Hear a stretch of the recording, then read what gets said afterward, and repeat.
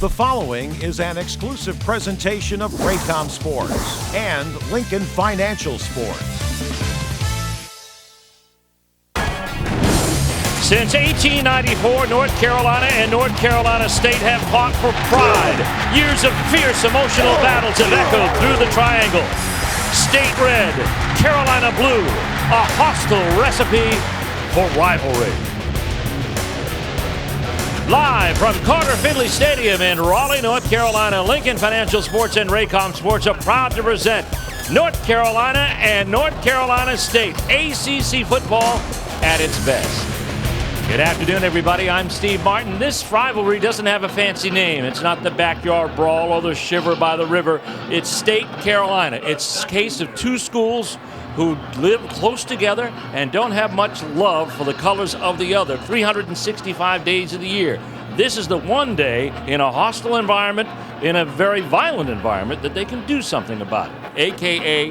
rivalry. Well, joining me on the telecast here today, and no stranger to rivalries, is Rick Doc Walker. Remember the days of UCLA, and you hated to see Cardinal red and gold. Cardinal and gold, you don't like it. You hate everything about them, the color, that horse, everything about it. So when you look at the Carolina blue and this red at NC State, you feel it, you live it, you pass it down through generations, and I love it. And we'll feel it on the football field today in the form of big plays, because both teams have big play capability players, especially receivers. Well, when you get outside and you look at both teams, they can beat you in one throw. Both quarterbacks have really come on. They lead it. They can get it downfield, and a host of very talented wideouts. Well, let's take a look at our Toyota keys to the game. And for North Carolina, it's to try to get in the grill of Daniel Evans, the NC State quarterback. Well, the past 3 weeks, Evans has been on point. Precision passing, no turnovers. The Carolina Tar Heels have got to put a helmet under his chin if they hope to be successful. And for NC State, don't let Carolina think for a minute that they can run the ball. They'd love to have balance, and then they can kill you with play action. The Wolfpack have got to force them to be one-dimensional, throw the football, and then they can put those werewolves after their quarterback. Two teams who defensively have gotten better and better each and every week will bring it to the forefront today at Carter-Finley Stadium. Two traditional rivals. Their uniforms have varied over the years, but today the feeling is the same. The 97th renewal of North Carolina and North Carolina State.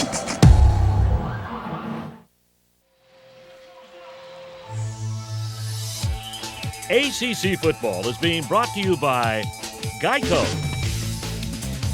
by Polaris, by Hyundai, by the new AT&T,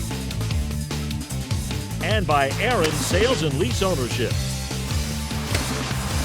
There's the Expression Tunnel on the campus of NC State University, and of course the Wolfpack of NC State take to the field here at Carter-Finley Stadium. A lot of things in that Expression Tunnel, but the only sentiment today is beat UNC. That's the case for the Wolfpack fans today. As the helicopters fly overhead, let's send it down to the sidelines. The third member of our broadcast crew, fresh from the tailgate party, Mike Hockwood. All right, yeah, it was a fun tailgate party, but it's going to be fun on the field. This is a big rival game, and in these kind of games, big players have to rise up and make big plays. And for North Carolina, that's defensive end Hiley Taylor. He's number 2 in the ACC in sacks, second only to Virginia's Chris Long. He's going to be counted on to make huge plays today for the Tar Heels. Now for NC State, it's all about Daniel Evans. What a quarterback he's been on this run over the last 3 games. 6 touchdown passes and only 2 interceptions. He's managed the game very well. He's done what his team needs him to do. He'll have to perform well under pressure today. It's the rivalry. North Carolina State, North Carolina. Both teams are ready. Hope you are. The kickoff on the way next from Carter-Finley. Welcome back to Raleigh. A familiar face making his first visit since he finished here as head coach in 1993. That's Dick Sheridan doing the ceremonial coin toss. No coincidence that he's here for this big rivalry game. Dick Sheridan had the best record of any NC State coach in 96 years against the Tar Heels. He was 6-1, including his first 5.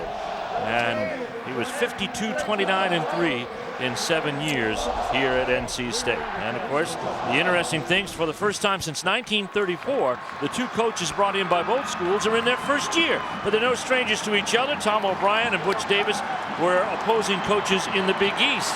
O'Brien, of course, at Boston College, and Butch Davis at Miami. North Carolina State won the toss, have deferred their option to the second half. And that means they'll kick to North Carolina first on a partly cloudy day, a brisk day, and a breezy one down on field side. And they'll be kicking with a wind at their back. That's Stephen Hauschka. 4 field goals in 5 attempts against Miami, including the game winner in overtime that lifted the Wolfpack to their 3rd straight win. And Doc, we've got special teams to pay attention to. The hidden yardage today. That's Brandon Tate, his opposite, Darrell Blackman for North Carolina State. We've seen return a kick this year. Tate is very capable. Yeah, we've seen him break games wide open with that ability. Here we go. And 5 yards deep. Tate says, I'm coming out. And he's hit a yard shy of the 20-yard line.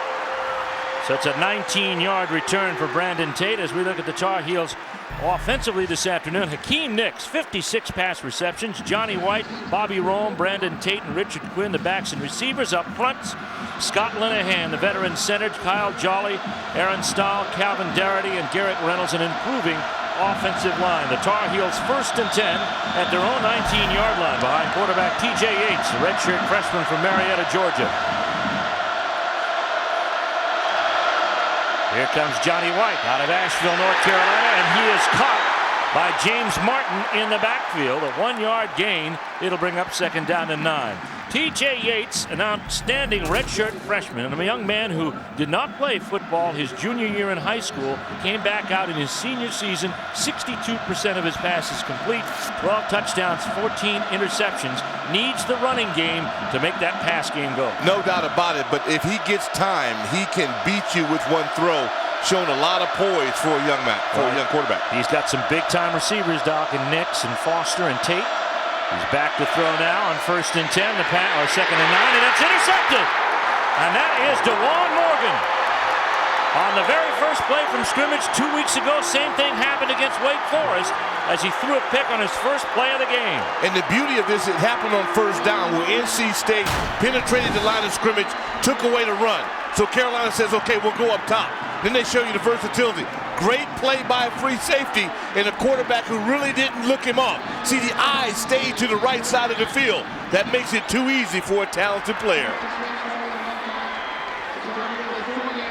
Juan Morgan with the pickoff. That's his 6th career interception. And there's Daniel Evans, the junior from Raleigh. He'll graduate in December, and he's had an outstanding 3 weeks. He was the starting quarterback at the start of the season. His first pass is incomplete, intended for Darrell Blackman. Oh, he had him open. Yep, got a hand out there. Nobody there defensively for North Carolina. For the Wolfpack, there's the aforementioned Darrell Blackman, Jamel Eugene, the 3rd running back at the start of the season due to injuries to Baker and Brown. He's in. Beddix, Dunlap, and Stone, the backs and receivers. Up front, Luke Lathan, the center. Julian Williams, back from injury. Kalani Heppy, Mears Green, and Jarrell McCullough. 2nd down and 10 now for the Wolfpack as they sit in North Carolina territory at the 49 after the interception. Play action, blitz is on, the pass complete to the fullback Beddix. Pat Beddix down to the 43-yard line. It's going to be a gain of about 6 on the play. Brings up 3rd and 4. E.J. Wilson 2 weeks ago against Wake Forest, outstanding. Alaric Mullins, Kent Bomber 2nd in tackles. Hailey Taylor out at the end. The back. Oh, this is the leading tackler for the Tar Heels by 30 over everybody else. 2 freshmen along with him. Tremaine Goddard, the leader of the secondary for the Tar Heels. 3rd down and 4. No score, but the Wolfpack trying to take advantage of the miscue. Evans in trouble, passes off to Beddix again complete, and he's close for a first down. I think he has it. I think he's got it, Doc. You're right, to the 37-yard line. This is what Daniel Evans brings to the table for the Wolfpack. He slides and glides in the pocket. This is a great rush. Inside by Carolina, Balmer with a good spin move. He slides in, and again, Beddix comes up big. See, little slide, little sidearm shot. Knowing where the first down marker are. 1st and 10. Donald Bowens is split wide down to the bottom of your screen, a big-time receiver, and looking that way is Daniel Evans. His pass is complete to the tight end, and that's Matt Kushner, sophomore out of Bethlehem, Pennsylvania. It is complete for an 8-yard gain down to the North Carolina 29-yard line. You know, Kushner's averaging about 7 yards a grab. You get that little waggle motion. Takes a high pursuing offense and gets it off balance. Good throw, catch, and you methodically just move down the field for the Wolfpack. Coming off a turnover, man, you couldn't be in better shape. Kushner and Marcus Stone taking over for the injured Anthony Hill, an all-ACC selection in the preseason and injured a knee. And off Jamel Eugene. And the Florida native gets himself down to the 25-yard line. It's a 4-yard gain, but it's good for a Wolfpack first down in the Tar Heel territory. Sturdivant and Deontay Williams in on the tackle for the Tar Heels. This is an attacking front four, in particular for North Carolina, something that the Wolfpack will try to take advantage of this afternoon. Well, Carolina knows they're in for a street fight, and they're not shy. They've really come out and attacked NC State, but State has just been so proficient. I mean, these guys are like a well-oiled machine to start the ball game. Blackman and Dunlap are split wide to the wide side of the field. And going to them right now looks like Daniel Evans trying to get away from Mullins, and he's going to be brought down by Darrell Matt. A loss on the play of 2 yards back to the 27. If you stay aggressive, disruptive, good things will happen to you defensively. That's the one thing that, you know, Tar Heels, no matter what, win, lose, or draw, when we've seen in their ball game, they're highly competitive. You know, and these kids are young, but they like to play the game, and defensively, they love to attack you. Wolfpack have run 6 plays, 5 of them have been passes. Evans on 2nd and long to Eugene, tripped up on the corner. That was Charles Brown with the initial hit. Cleaning it up is going to be Bruce Carter. Both are true freshmen. No gain on the play. And Brown, at 190-pound freshman, bottom of your screen. So he comes in, and this is why I like guys to stay up. If you get a belly flopper, if he doesn't get you and he loses, you create space. That's a great job. Again, a freshman playing at a high level. Jay Wilson coming off the field. 3rd down now and 12 for the Wolfpack at the North Carolina 27. Trying to take advantage of a DeJuan Morgan interception. Evans to throw, the pass complete, but not much of a gain. Marcus Stone, the former quarterback, which he competed for the position and finally wrested it from him. Good pressure. Marvin Austin again, the super fresh man out of Washington, D.C. This young man applied the pressure. And when you get pressure on the quarterback right in his face, man, that makes you a premium player. And if Carolina has to just give up 3 in this, I think for coming off that turnover, they ought to be appreciative. Stephen Hauschka is on to attempt a 40-yard field goal out of the hold of Bradley Pearson. And they're set up at the right hash mark. Hauschka, a graduate student, on him later. Here comes the kick. And he picks up where he left off last week with another good field goal. That's 5 straight after missing the first one of the game. Hauschka from Needham, Massachusetts scores. The Wolfpack take advantage of the turnover, and they're on the board first, 3-0. Today's game is brought to you by Alltel, the official wireless partners of fans. And today's head-to-head challenge is also brought to you by Alltel. And we take a look. North Carolina leads this series. It's in its 97th renewal. The last meeting last year, North Carolina 23-9 in the last appearance for John Bunning and Chuck Amato.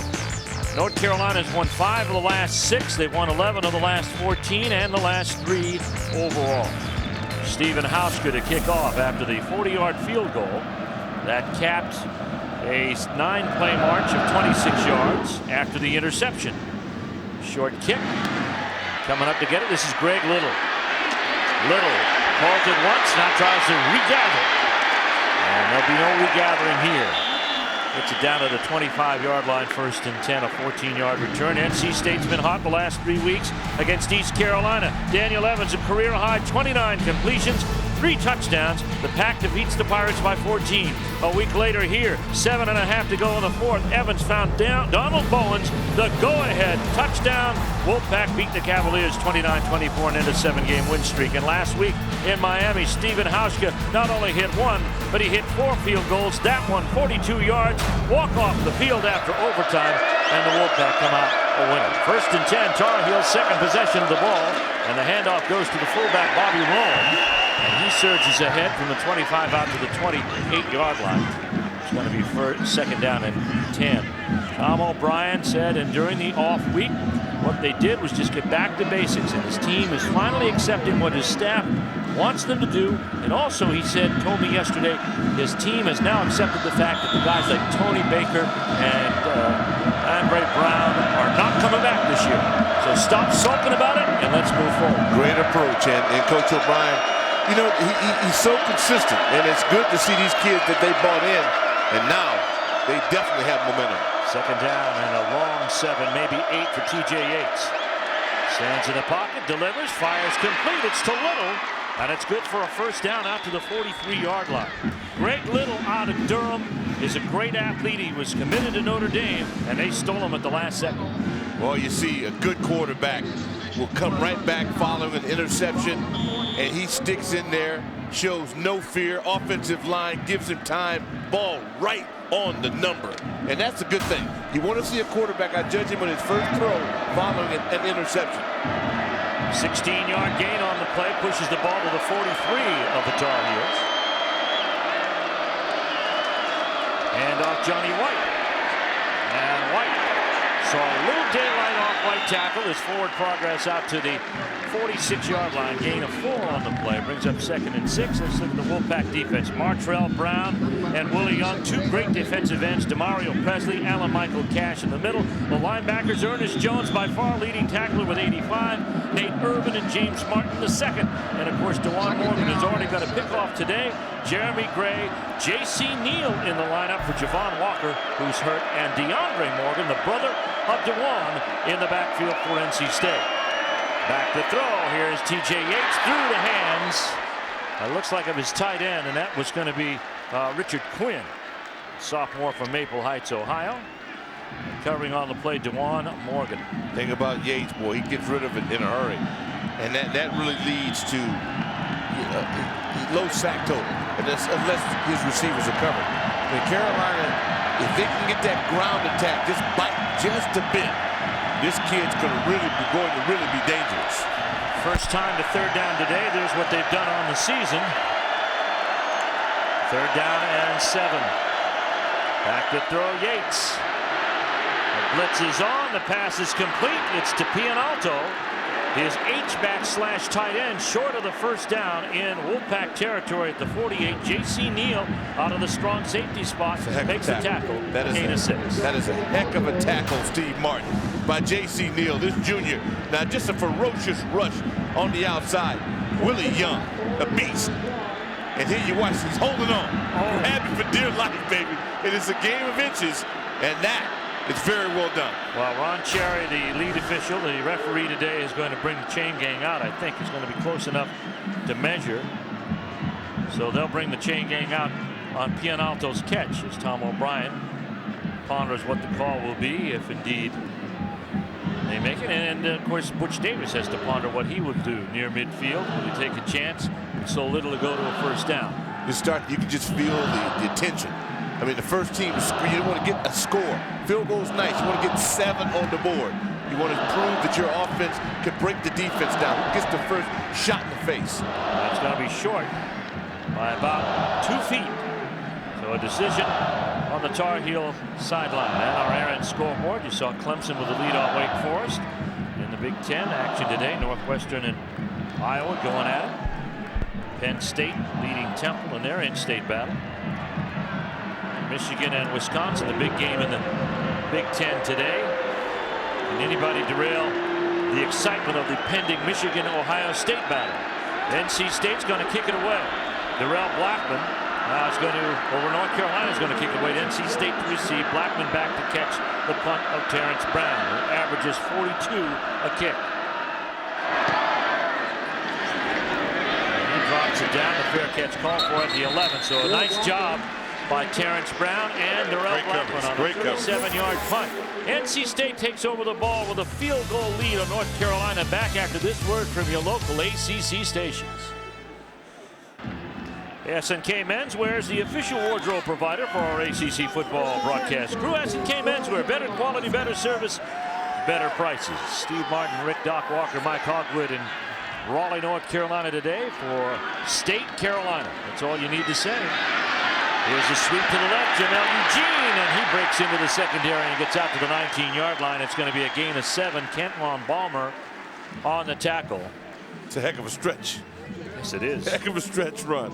Young man who thinks he doesn't lose any edge at all. And speaking of the edge, our principal financial edge of the game, it's on the ground that makes it work. The team with a rushing advantage has won 14 of the last 15. The only exception, 3 years ago, NC State rushed for 304 yards, but the Wolfpack lost to Carolina 30-24. Here's Eugene back the other direction, got the first down and more as he breaks out to the 34-yard line. It'll be a 15-yard gain this time around. Darrell Matt in on the tackle, and Jamel Eugene comes back and gets it 2 times in a row.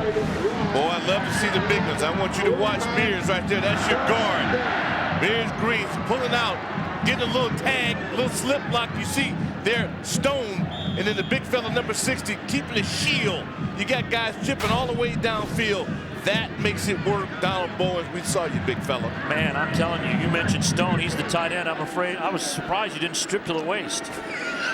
Here's Evans on the pass. It is complete to Darrell Blackman to the 49-yard line. It is going to be a gain of 14 this time, and the Wolfpack moving the chains in this drive that started at their own 12. Brown and Sturdivant on the tackle. Steve, you watch the Wolfpack pop out of the huddle. They've got a little hip in their step. And right now they're on schedule, as you love to say, and I agree with you. You talk about rhythm. Guys who aren't in rhythm, the Wolfpack are in rhythm. Owen Spencer to the short side of the field. Jamel Eugene is the lone setback for Daniel Evans, and he gets the call. Behind the pulling guard, and he'll get a little bit of daylight into Tar Heel territory at the 46. It's a 5-yard gain. You can take 5 on first down, Doc. Boy, they're banging. I'll tell you what. Carolina is up to the challenge. I mean, they are flying guys in, taking it on. But right now, the force in motion is in red. But there's some banging. I'll tell you what, the faint of heart, you cannot play in this game. No. Butch Davis knows it. He's been in many rivalry battles before in his homes where he coached at Miami with Florida State and whatnot. 2nd and 5 for Evans. Has plenty of time, and Eugene, an excellent receiver, is close to the first down. And he may be right there at it. He's right on the marker at the 30, at the 41-yard line. Matt on the tackle. That means it's a gain of 5, and the chain gang is moving. Whenever a defensive lineman can rush the passer and then get back involved on the play downfield, it tells me the kid's into the ball game. Oh, yeah. And that's just exactly what Marvin Austin just did.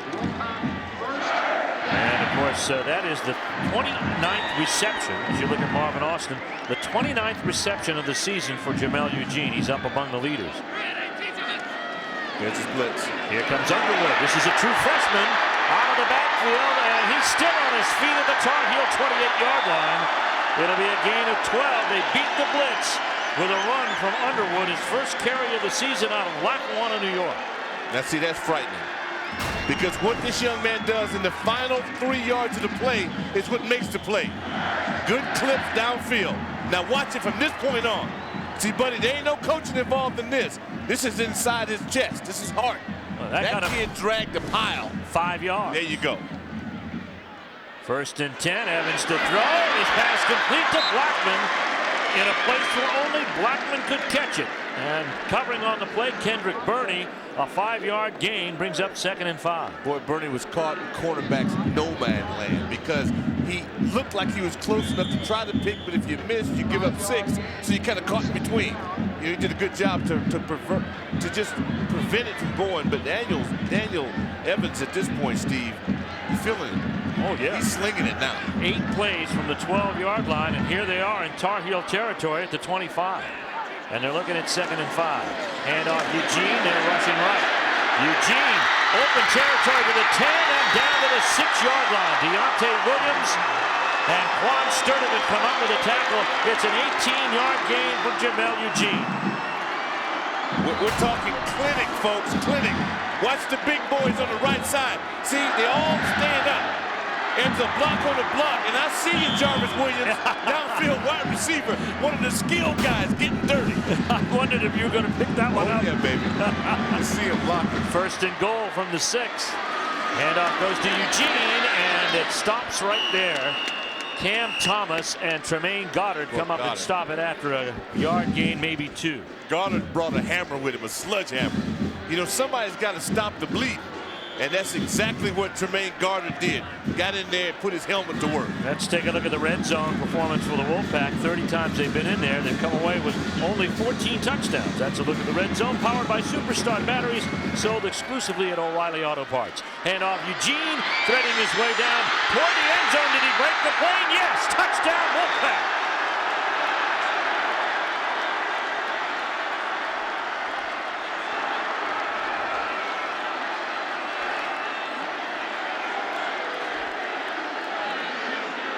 What a drive. They marked him in. Touchdown. Confer again, and it is in the end zone. Ron Cherry's crew confirms it. See it again. Boy, you pick up the slant. Carolina made it easy. When you get everybody there picking up the slant on the left side, then they're able to walk the dog. You make it look easy when you pick up stunts, slants. Keep a pad on a pad.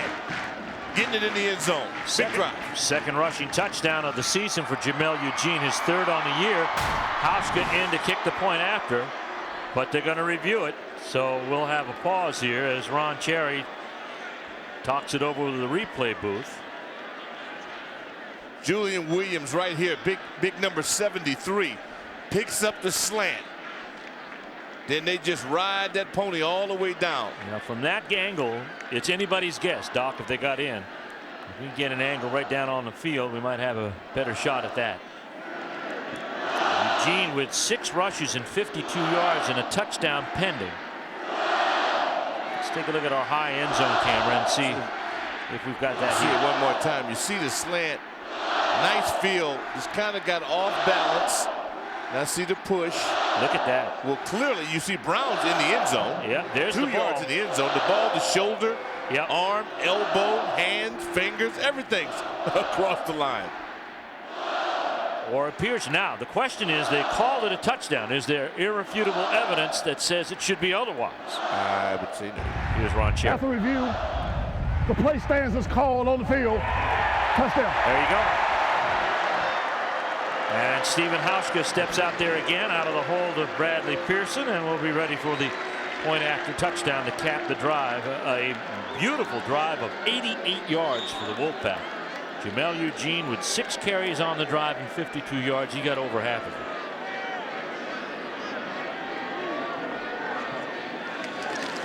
There's the kick. It's right down the middle by Hauschka, who interviewed earlier this week at the Tufts Dental School.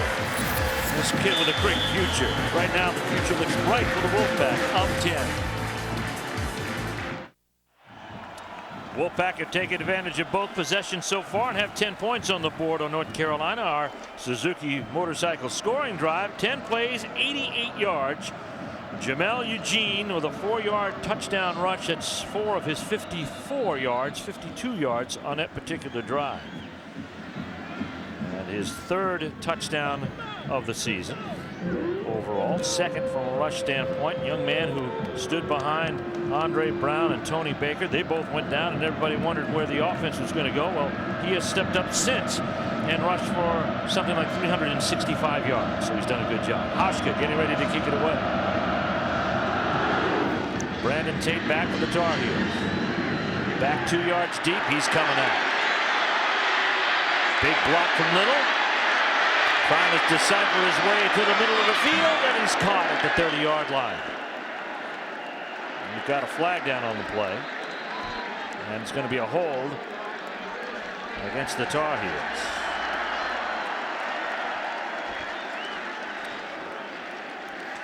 Enter our search for the South's biggest college football fans by logging on to AaronSuperFan.com. You could win a 42-inch flat panel TV and be featured in an upcoming broadcast like this young man, Chris Lockett from Shelby, North Carolina, an avid supporter of the Tar Heels. And to see more, you can log on to AaronSuperFan.com. Tar Heel and Wolfpack fans, they start him early. Young man is, his baby is dressed in Tar Heel blue. It starts at an early age. And a sea of Wolfpack red here in Raleigh. 1st and 10. The penalty will push North Carolina back to its own 9-yard line. T.J. Yates with Johnny White as his lone setback. Play action. Pianalto open, but they go downfield farther. And that's going to be Hakeem Nick's first catch of the day, and it gets him out to the 25-yard line, a 17-yard gain. Jeremy Gray on the tackle. I like the fact that you move the pocket. Take a little bit of NC State's play, book out of their page, ball right on the money. You don't panic. I mean, Carolina has come from behind in this season. They understand this. They're not fazed by it. Now they've got to execute. This is a very important series. Brooks Foster split wide to the wide side of the field, next to the short side. 1st and 10, Johnny White coming left. Gets a little running room, and DeJuan Morgan brings him down at the 28-yard line. And it's going to be a gain of 2 on the play. Look a lot better than that, but that's what they get. 2nd down and 8 coming. Not to be outdone by the Wolfpack up front. The big boys in blue. Now watch it. They're going to come out. They're going to pull, get around this corner, and see anything moving in red gets hit. See, watch it right here. They both get hit. You got to happen all the way around the board. This is how competitive this ball game is. Everybody's on point. 2nd and 8 on the 28. Let's see if the Wolfpack will blitz on passing down. They do. They bring 2. You called it. Yates pass complete to Foster. Foster reverses field into the secondary and brought down at the Wolfpack 33-yard line. DeJuan Morgan on the tackle. It's a 38-yard pickup by Brooks Foster. And this is the one thing that Mike Archer talked about.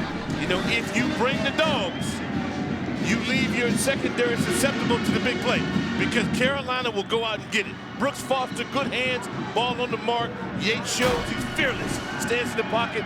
Big time play from Carolina. Brooks Foster on the season. 2 touchdown scores, but hasn't been in the end zone in a couple of weeks. 1st and 10, Tar Heels at the Wolfpack 34. And off to White, and this time he's rode down by Allen Michael Cash and DeMario Presley. Man, 2 Irvin. Good defensive tackles. There's Cash. Nate Irvin, though, Steve, did the dirty work. Yeah. He's the guy that had to go in there and give up his body to disrupt the play. Cash out of Richmond, Virginia. Let's see it again. Can't be faint of heart, guys. See, right there. Go in there, sell out, throw the body around, make it happen. Stay tuned. Coming up, we'll have a look at the Firehouse Subs home field advantage. But right now, we're looking at 2nd down and about 10 to go. Johnny White, lone setback. Play action to him. Yates going up top, wants Nix. No, doesn't get the catch. I'm not sure he could have stayed in bounds anyway when he got it at the 1. Now he was out. DeAndre Morgan bent on the play, kind of squatted. And again, you can't underestimate the arm of TJ Yates. This offensive line for Carolina, man, holding up big time. What we don't see is at the bottom of the screen where Morgan kind of stopped. This one just, man, he made it. I think he's out of bounds. Yeah, that foot. Yeah. He had 1 foot inbounds, but when he launched, touched the ball and he was out. But still, this is a game of inches. It never fails. 3rd down, big 3rd down for the Tar Heels. They've come this far. They like to pay it off. Blitz coming. Yates throwing, incomplete. Wanted Foster in the flats to the right side. Jeremy Gray covering, and they had a 5-man dog coming in at him. And that pressure burst pipes. Robbie Leonard and this crew, when they were getting it, coming after him in a number of different looks. It's the one thing that you have to do against a good quarterback. Well, Tar Heels going to try a field goal now of 52 yards. Connor Barth, his longest career of 54 against the Wolfpack 2 years ago. Out of the hole to Balcom. Here comes the kick. And it is going to be wide to the left. Barth misses.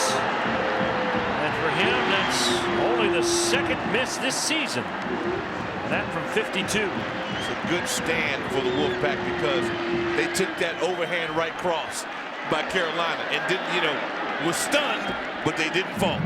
Well, last year, these 2 teams met in Chapel Hill. Ronnie McGill had a big game. Broke loose for 101 yards. The Carolina defense, of course, came to play that day as well. They had 4 sacks of Daniel Evans. And the Tar Heels won in John Bunning's last game of this series, 23-9. Tar Heels have won the last 3 and 11 of the last 14. 1st and 10 for the Wolfpack, their own 34. Evans to the sideline, complete for Dunlap, working on a lame ankle, and he's brought out at the 43-yard line. What a throw. Yep, it's going to be an 8-yard gain. I talked with Daniel yesterday, and he said during the off week, all we did was instead of game planning for somebody else, we just ran our stuff against our defense. Sometimes that's the best thing to do. And it relaxed him. He said it relaxed me, got me a chance to get into the offense and get the timing down straight. And that's Dana Bible, the offensive coordinator, confirmed that. He says his timing, he gets rid of the ball on time. Evans has hit 8 in a row until that miss. And off Jamel Eugene. And success here, Doc, complements everything they do. It's going to be another first down. And again, I judge running backs by how good are you after the initial hit. And I guarantee he was hit on that play. Carolina brought the lumber, couldn't bring him down. That's the end of the first quarter. It's been all Wolfpack. A field goal from Stephen Hauschka, an interception early, and a Jamel Eugene 4-yard touchdown run. Wolfpack by 10.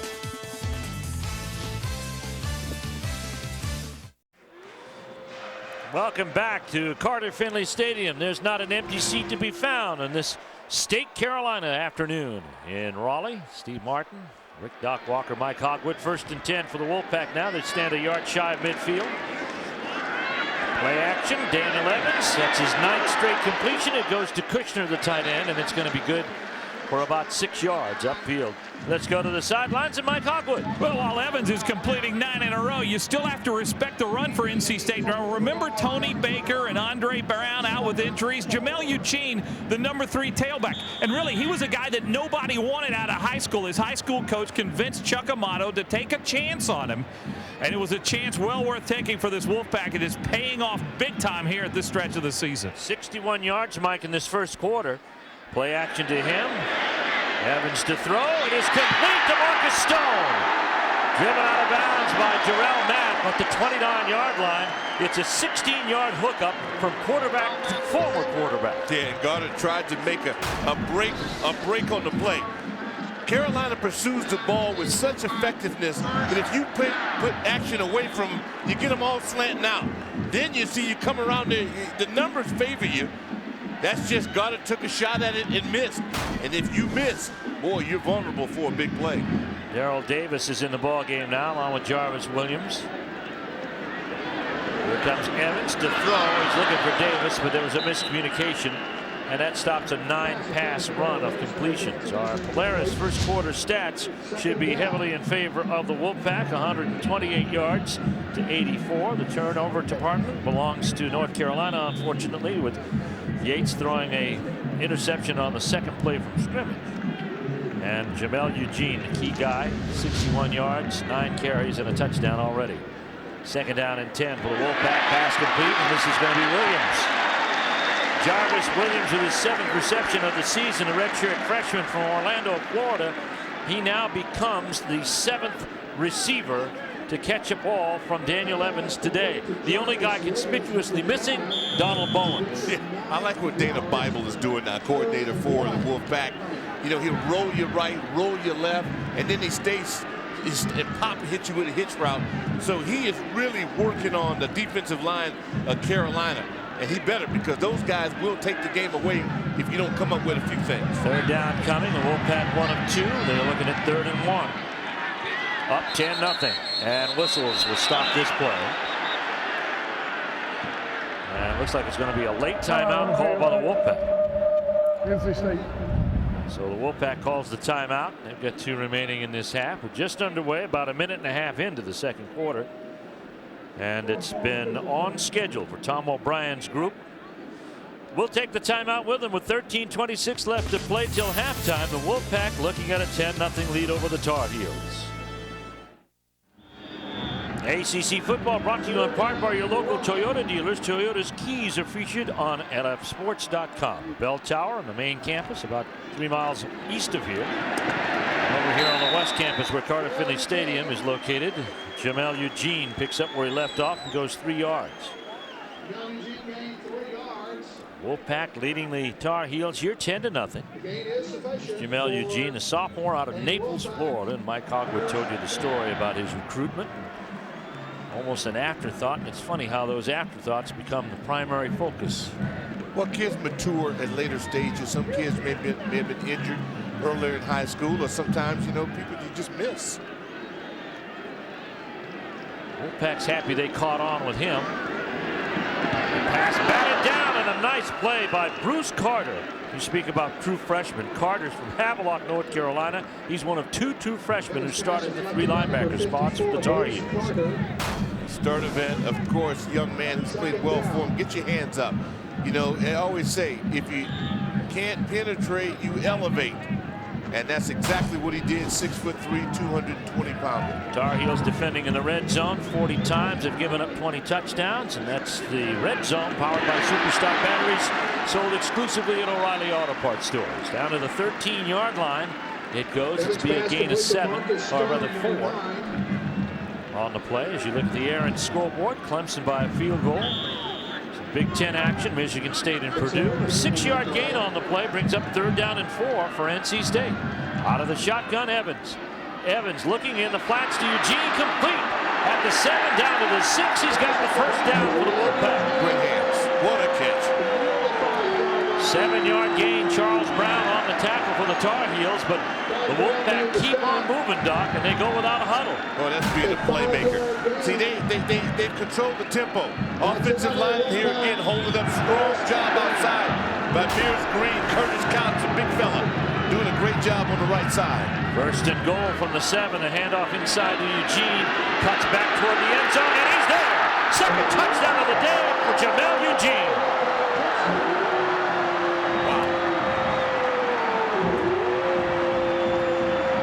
The Wolf is howling here at Carter-Finley Stadium on that 5-yard run by Jamel Eugene, capping yet another double-digit drive for the Wolfpack. It's all about vision. Now, DeAndre Williams is going to give it a shot. He cuts back on him, powers through him. Boy, that's rock'em sock'em football there, folks. Another ground-consuming drive that started at the 34-yard line.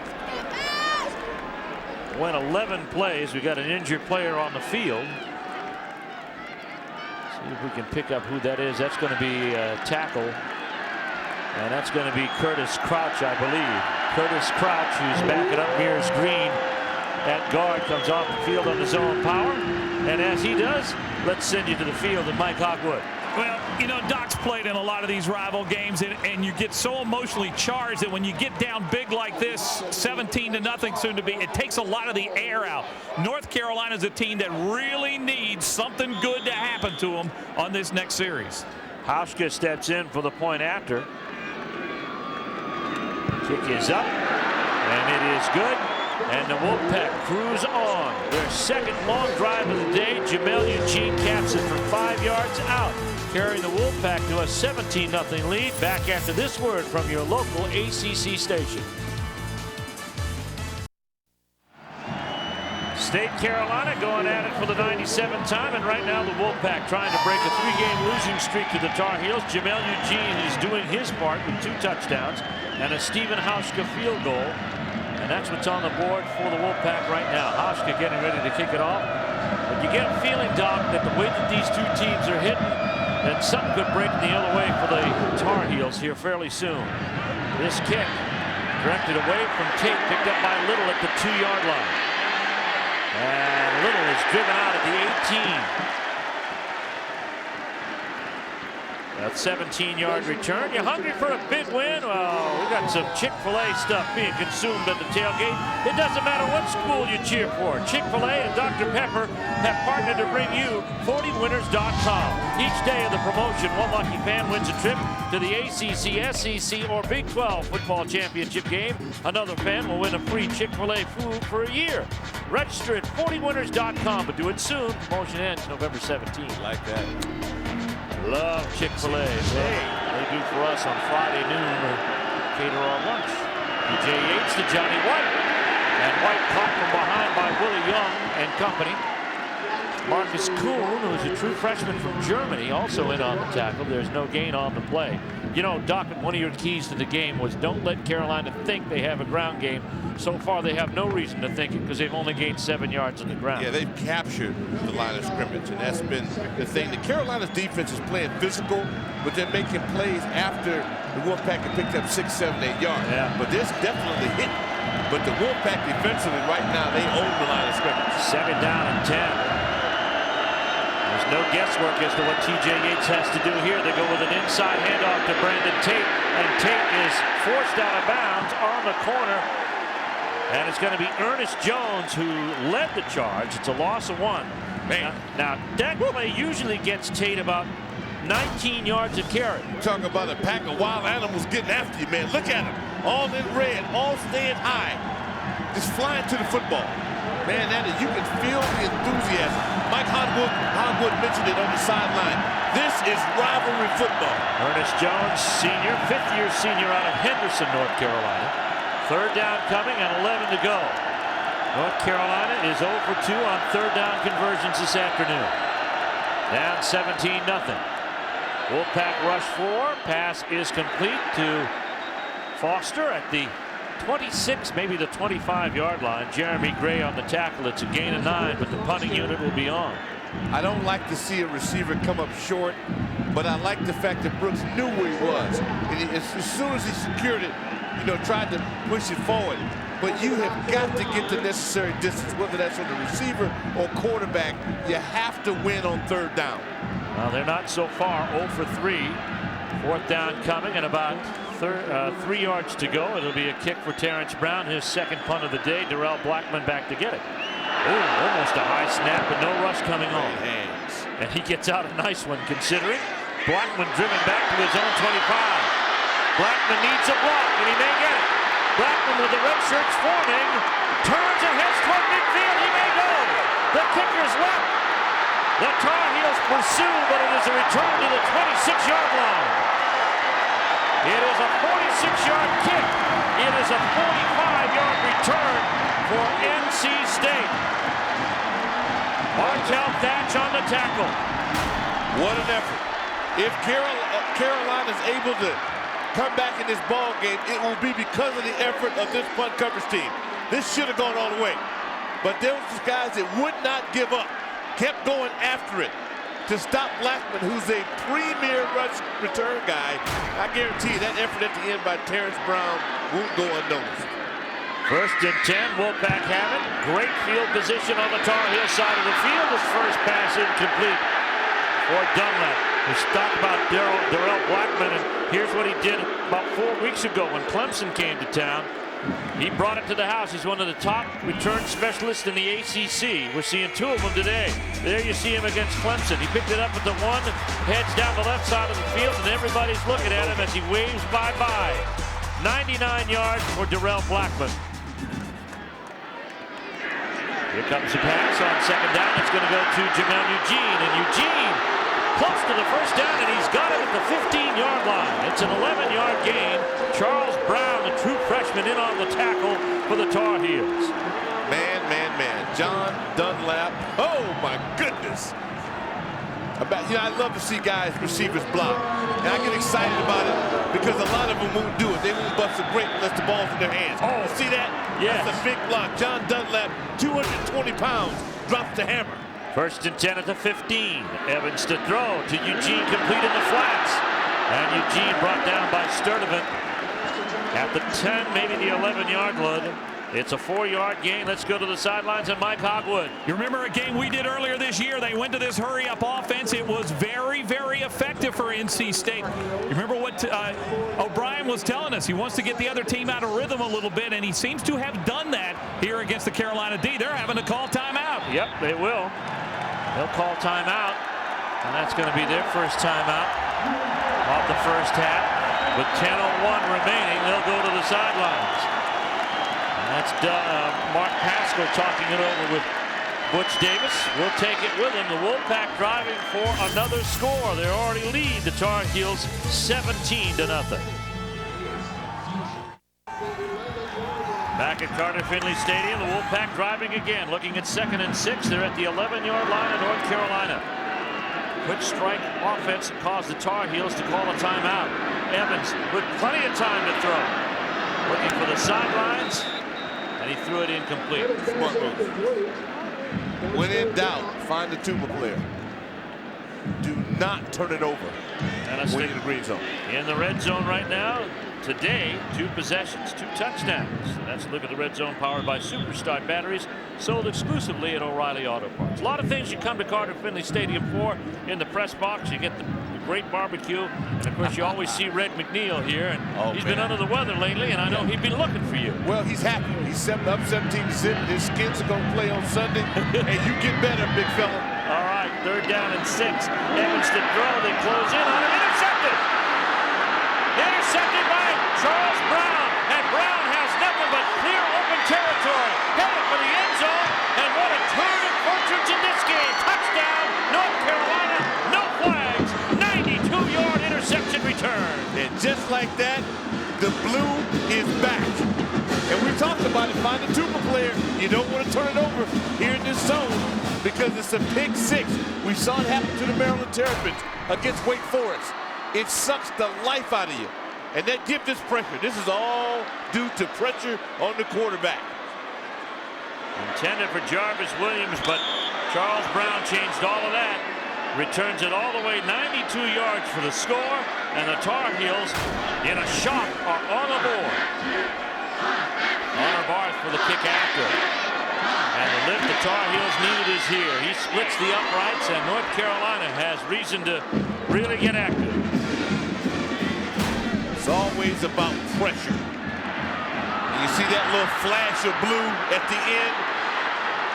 Kind of caught Daniel Evans off guard.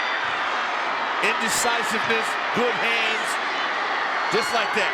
Charles Brown, now watch the sidelines, and I know Mike Hogwood can feel it now. There's been a switch in momentum. A very, very heavy switch. Now let's take a look at our Firehouse Subs home field advantage. Normally a big one for the Wolfpack, 57,500. I think the Tar Heels got a good amount of tickets, but the crowd still went silent. And Charles Brown returned that one. Today's game, of course, sold out. But I'll tell you what. I talked to Daniel Evans about that yesterday. I said, when a play breaks down, what are you looking for? He says, and you used the term, a throw at the tuba player. Yeah. He says, I look for the mascot. Oh, the mascot. That time, the mascot would have been an acceptable alternative. No doubt about it. To Charles Brown. 3rd longest interception return in North Carolina history. The 2 ahead of it are both 100 yards. And just like that, a dramatic change of fortune, and North Carolina has some reason to think that they're in this ball game. All you need is hope. Yep. Yes, little hope. And that's one of those young secondary guys. He's from Maple Heights, Ohio. Charles Brown, 5'10", 190. That's his 2nd interception of the season, but the first he's brought back for a touchdown. Carter Barth getting ready to kick it off for the Tar Heels. And back to receive it. That's going to be Donald Bowens. Bowens up the middle of the field. That's the first time he's touched the ball this afternoon. Out to the 22-yard line, and it's a 20-yard gain. And let's head to the sidelines with someone special from a very special sponsor, Chick-fil-A. Well, Steve, you were talking about that 40winners.com. So being the investigative reporter I am, I said, I got to find out more about this. So I searched in the stands and finally found somebody who knew something. Robert McLaughlin, tell us more about 40winners.com. All right, Mike, in honor of our 40th anniversary at Chick-fil-A this year, we're giving away 40 free Chick-fil-A for a year to 40 people. We're also giving away 40 trips to either the ACC, SEC, or Big 12 championship, where you can throw for $1 million. But I really thought we talked about making this 39, that you were going to slide the hog one of these, right? Let's make it the 39winners.com. What do you think? Actually, it was Doc that cornered me and said that. So we may have to work on it. There you go, baby. Doc said, there you go. Okay, he's got it. And I know, of course, if you can't make it to the championship game, you want to make it to the Chick-fil-A Bowl because you guys get second pick. Absolutely, Mike. We only have 800 tickets left. So if you're looking for a great place for New Year's Eve, come to Atlanta, Chick-fil-A Bowl, 7:30 on New Year's Eve. Looking forward to it. All right, Doc, I'm still trying to work us a deal. All right, baby. All right? Keep working, Hoggy. Work that man. Work that man. Pass out there is incomplete. A great mano-mano battle between Kendrick Burney and Darrell Blackman. Won by Burney that time as he deflected it off his shoulder. And he had to trust his instincts because he didn't locate the football. Pretty good offensive pass pro. Daniel, this is a fine ball. And at this point, you have got to keep your eyes on the receiver. He watched Blackman. Blackman looks, he reacts. Sometimes it helps to be a little loud. We got a flag down on the play. Looks like it's It's a 5-yard penalty. The penalty is declined. penalty decline, and that brings up 3rd down. Remember that no huddle momentum? Yeah. How the Wolfpack just had Carolina on rollerblades moving around. That's over. See, one play, well, it's really 2 plays. The punter saving Blackman from going all the way back on the return. Yeah. Then you get this great play, and it's amazing. You know, that's why you hang in there. Remind me to tell you about Kendra's guy, too. He did something in the timeout I thought was supportive, keeping the Tar Heels' attitude up, keeping them fired up. All right, 3rd down and about 9 for the Wolfpack, who have slowed down. 3-man rush and a blitz from the corners, each on Davis or the Evans, and the pass to Stone is incomplete. Good coverage there, falling back, Hailey Taylor. That might have been a 1st down. Yeah. That's a big play by Taylor. Well, last 2 times they've thrown an interception, and now they're going to be forced to punt. So I would say the momentum that the Wolfpack have built has fizzled out here. That's the first 3 and out for the Wolfpack here this afternoon, and actually our first look at Bradley Pearson as a punter. So far, his only entry in the game has been as a holder. Brandon Tate back to receive. We know he can bring it back. Oh, and it was partially blocked. He got through there. And a short punt, and the Tar Heels now have excellent field position on the Wolfpack side of the field at the 42. Credited with an 18-yard punt is Pearson.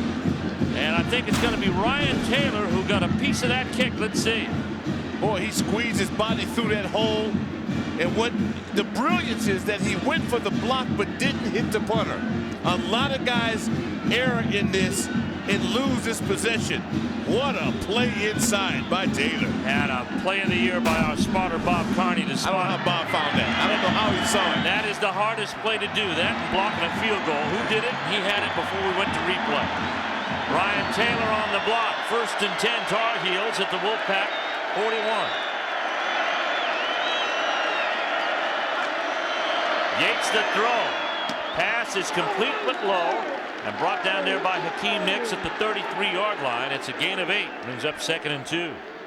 The trash talking. This is what I was waiting on. Well, T.J. Yates, you talk about guys who were the last guys brought in a recruiting class. That was the case with T.J. Yates.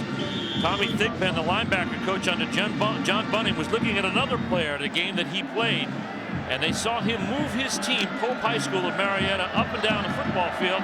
Tommy Thigpen came back and said, you ought to look at this guy. And they did. And, of course, Butch Davis is pretty happy that that happened. 2nd down and 2.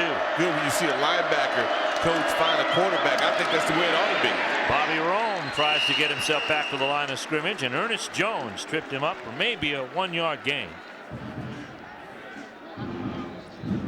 This game has turned dramatically around. The Wolfpack lead it by 10, but the Tar Heels now think a lot better of themselves after Charles Brown's 92-yard interception return for touchdown, and of course the block punt. Our 1st and 10 line brought to you by SeatExchange.com, official ticket exchange partner of the ACC.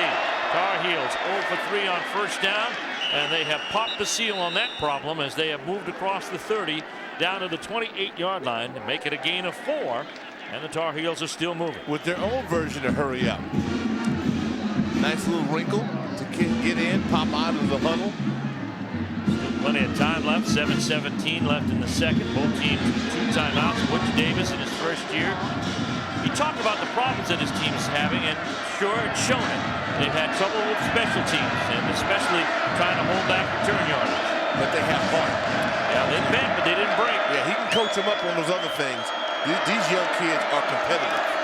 Here comes a blitz from the corner by Rump. Stepping up is T.J. Yates down the middle of the field. No!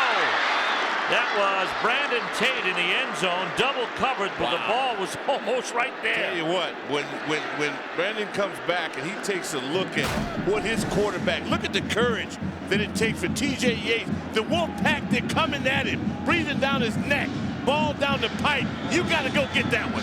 You have got to go get that ball as a receiver. Now, he trips at the end, and I tell you what, good job defensively by Jeremy Gray to put his hands up. He almost had it. He almost had it. Gets his top hand over the top of that ball, and the band's playing. 2nd down and 10. Yates back to throw. Four-man rush. Pass incomplete through the hands of Brooks Foster. Ball was thrown a little high. Foster been able to catch that in stride. They had the defensive back push back quite a bit on that point. That one's on Yates. Man, this is a game when they're throwing it now, and they got to make plays, and they're close, and you now no longer have the feeling that they're out of it. They were one score away from, say, stick a fork in them. Yeah. And now I see they're back in control of their own destiny. Wolfpack, 3 men down, 2 men on the wings, showing blitz on third down, and they're coming. Yates with time, throws incomplete. That's good. Intended for Brandon Tate. That's good defense. Man, they closed on a hurry. I'll tell you what, Willie Young was right there, the sophomore out of Palm Beach Gardens, Florida. See, you defend in layers. This time, the pressure, watch Young. He comes in on the outside. Then you had the linebackers here in the middle of the field. See, everybody's where they ought to be. They had the pressure on the quarterback, the middle taken care of, and the deep third secured. That is great defense. Well, Connor Barth is on to try it again. This one is a 47-yard kick. He missed a 52-yarder earlier. Balcom with a hold. Ball on the right hash. Here's the kick. And it is good. Connor Barth, his 14th field goal of the season, and now all of a sudden, the Tar Heels with an interception return for touchdown, a blocked punt, and a field goal are just 7 back of the Wolfpack. Well, another North Carolina native, Daughtry, Over You, has been the #1 video on VH1's Top 20 Countdown show for the last 7 consecutive weeks. Make sure to vote for Daughtry's Over You on MTV's TRL and VH1's V-Spot Top 20. Check out Daughtry live in concert. 2 North Carolina dates, December 15th, Ovens Auditorium in Charlotte, North Carolina, December 21st at the War Memorial Auditorium in Greensboro, North Carolina. For more information on Daughtry, check out www.daughtryofficial.com. Tar Heel bench, a lot more positive activity over there after the turn of events here in the second quarter. The first quarter and the first 3 minutes of the second, all Wolfpack.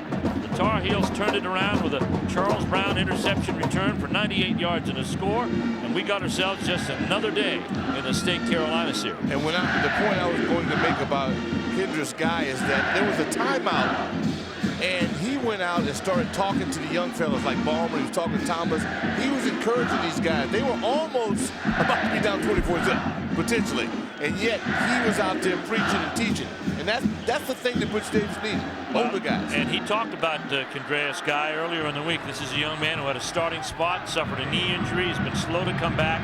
They put him on the depth chart, and they put him on there because he's a young man who can do the things that you just talked about. Leadership, on-field leadership, whether you're in the game or not.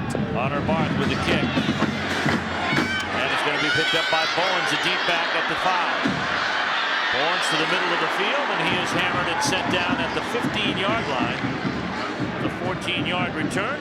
AT&T is giving one lucky contestant the chance to kick a field goal at halftime of the 2007 Chick-fil-A Bowl in Atlanta and take their shot at winning $1 million. Check out AT&T BlueRoom.com/sports for official rules, information, and to register for your chance to win. AT&T, your world delivered. Evans started the day 15 of 19. He's 0 for the last 4, although one of those 4 has been caught by a man in another uniform. He's rolling to his right in pursuit, E.J. Wilson, and the pass incomplete. Wilson on the rush. Isn't that amazing? That's the 4th time they've run that play. He's been all on his own every play but that play. And that's what points will do for a defense. It energizes defensive players. E.J. Wilson that time with mad pursuit. E.J. Wilson out of Lawrenceville, Virginia.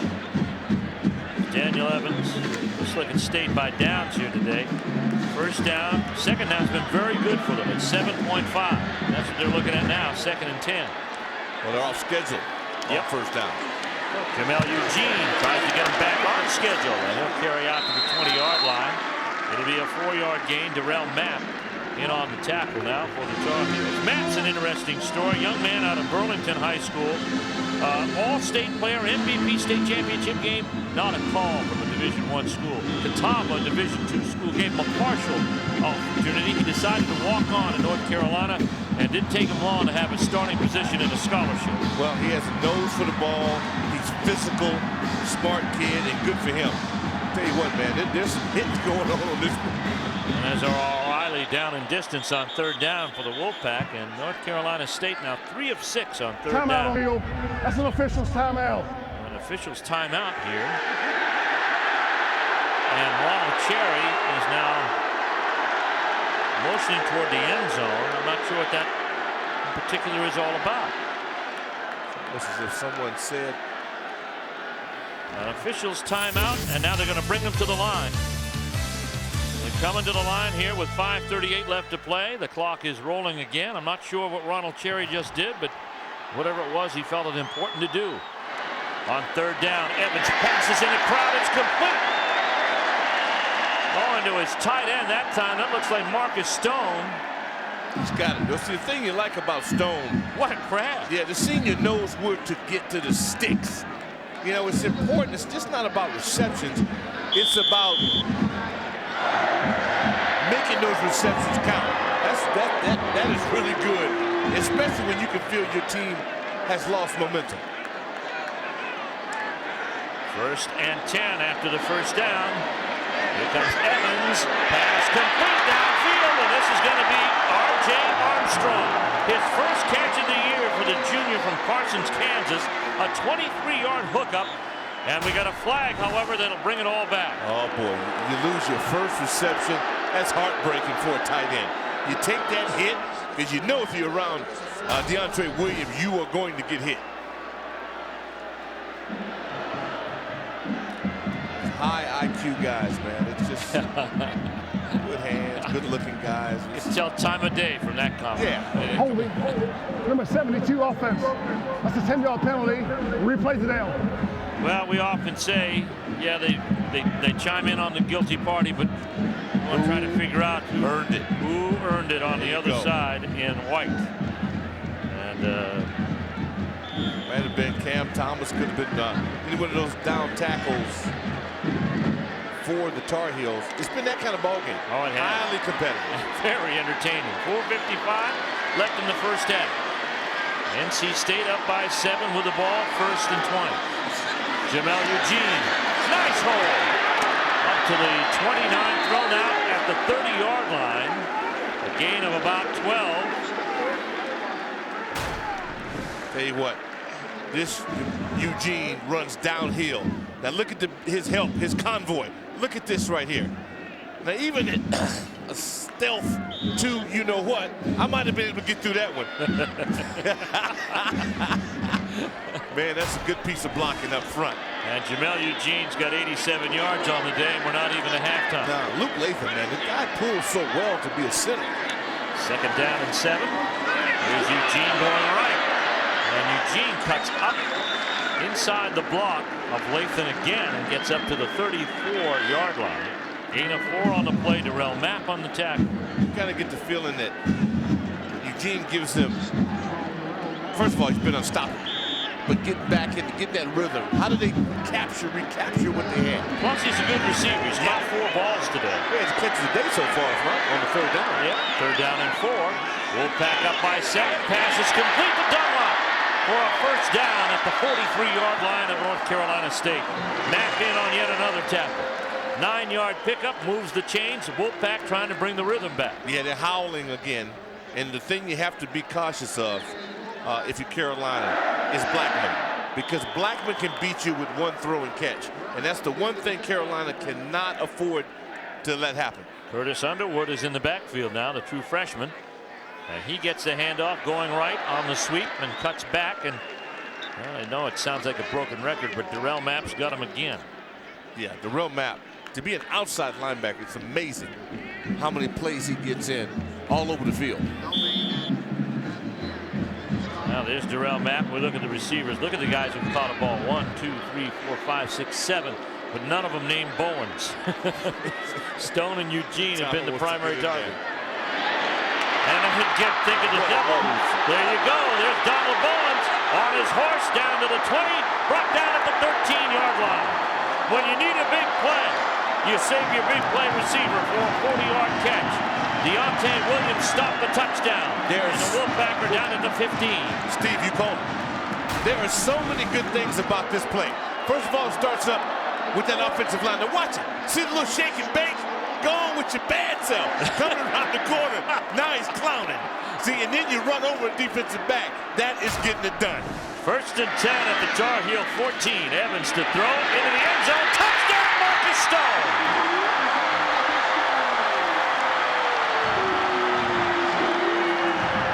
Officially a 14-yard grab. And that's the first touchdown reception for the former Wolfpack quarterback. The power of play action, man. And just like that, you feel it again. You get goose pimples here at Carter-Finley because you can feel the emotion. Wolfpack on the board once again. They were sputtering for a while. The Tar Heels had the momentum. But that 40-yard hookup to Donald Bowens got them on the Tar Heel side of the field, and they score. Hauschka getting ready out of the hole to Bradley Pearson. High snap, but the kick is good.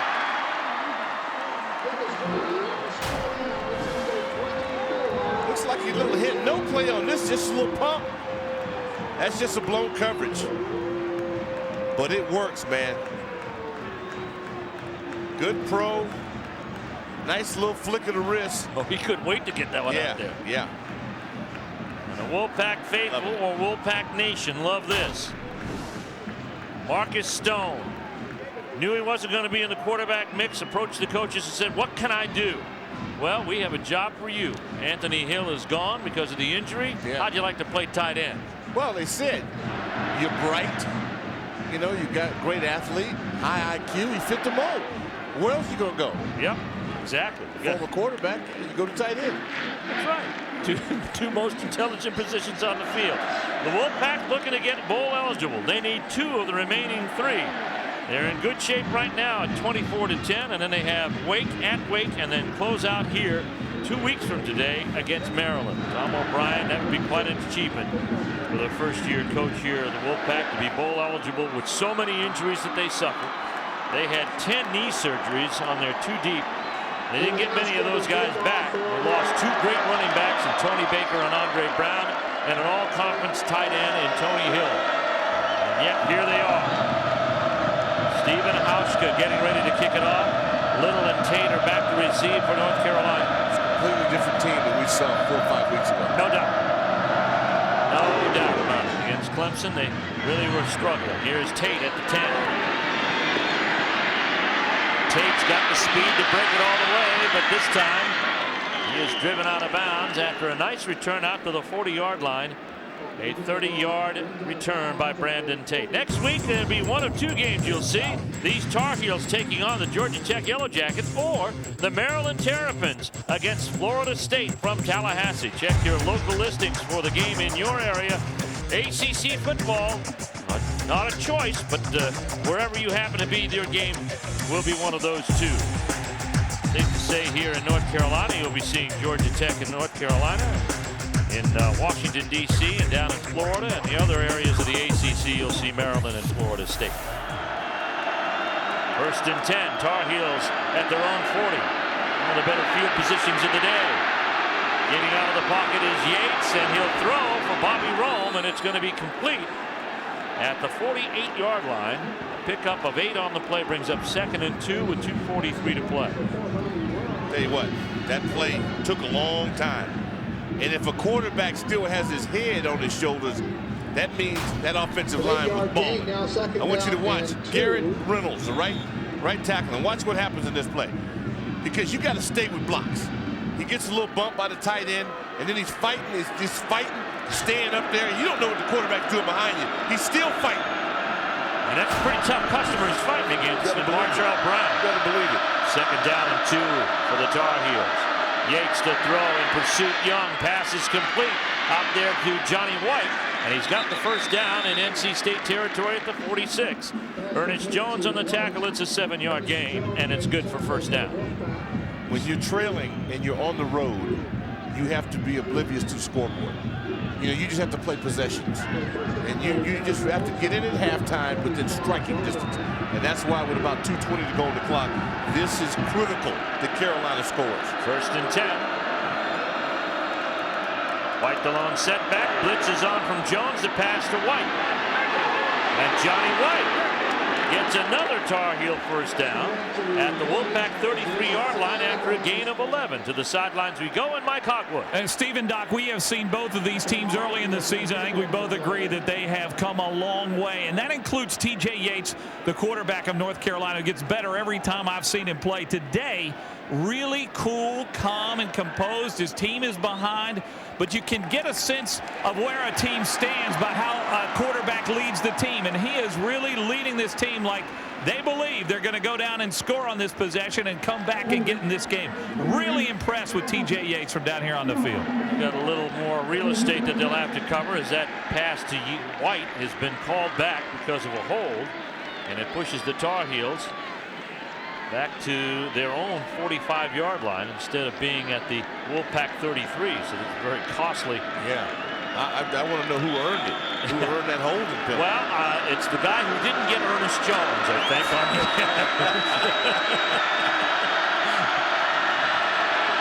First and 20. That's Little in motion. Blitz again, 5-man rush. Yates is going to get caught. Allen, Michael Cash, and Demario Presley put Yates down. That's the first sack of the day of T.J. Yates. Man, Presley was a caveman on this play. I mean, he just man on man. You watch this. See if we can get a shot of it. Comes outside just banging. He had a little outside move, then came inside. For whatever reason, Darty and them, they didn't square up on him, kind of tried to pass him on. He was really effective at 300-pounder. 24th sack of the year allowed by the Tar Heels. It's 2nd down and 27. This ball should be down at the Wolfpack 33. Instead, it's headed backwards. Pass complete to Foster. Brooks Foster stretches ahead and gets to the 47-yard line. Oh, wait a minute. Now we got a hit. Hicks just shoved J.C. Neal? Yeah, J.C. Neal. He's lucky, man, because usually the first guy that shoves gets penalized. Yeah. Doesn't mean he was the first guy that enacted the whatever they're getting into. Tar Heels, run versus pass. This is what they've done on passing yardage. It's been good. They just have not been able to establish a ground game. They're looking at 3rd and 18. Tar Heels 1 of 5 on 3rd down. They trail here 24-10. Yates What a rush. gets out of what? No, he won't escape Young this time. Willie Young took one swing and missed, but the second swing connected. Second sack of this drive and the day. It's an 8-yard loss. And it'll bring the punting unit on. Willie Young on that play was a pure Viking. You watch him come around the corner. I mean, right from when he came out of his stance, I mean, he went in with bad intentions. What a rush. Timeout on the field with 13 seconds left to go in this first half, and the Wolfpack lead by 2 scores. Ready for North Carolina's punt. It's going to be Terrence Brown kicking the net man. Darrell Blackman, Mr. Excitement. Playmaker. Yep. He's returned 3 punts for touchdown. And this one, that. he's going to get a nice livable bounce. Now let's see if the Tar Heels get it at the 1. Oh, what a play by North Carolina's Quentin Person. Boy, a 61-yard punt. That was close. Tell you what, man, John Lovett, the special team coach, I know his heart was right in his throat. Man. All right, with 2.6 seconds left to go, watch this. This can turn a game around.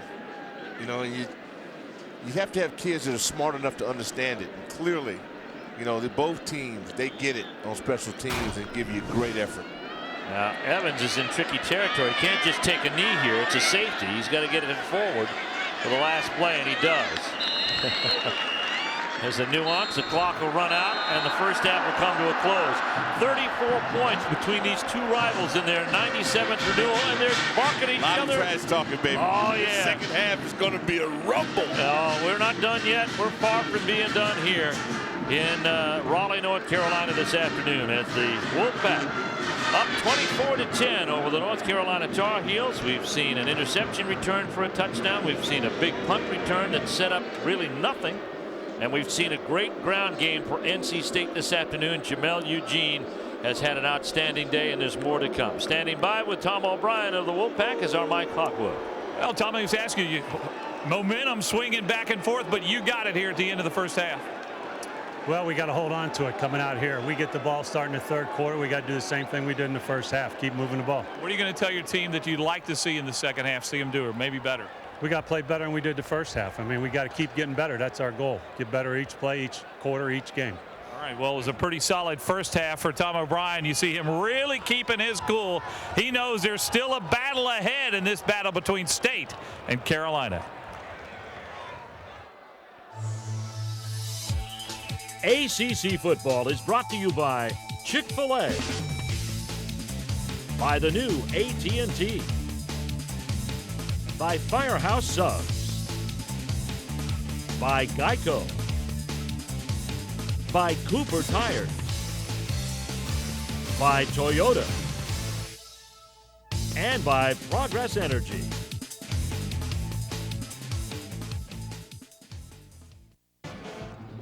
Well, it's been a little cool in the first half down here, but the action on the field's been pretty hot. What would you expect between these two teams? 24-10.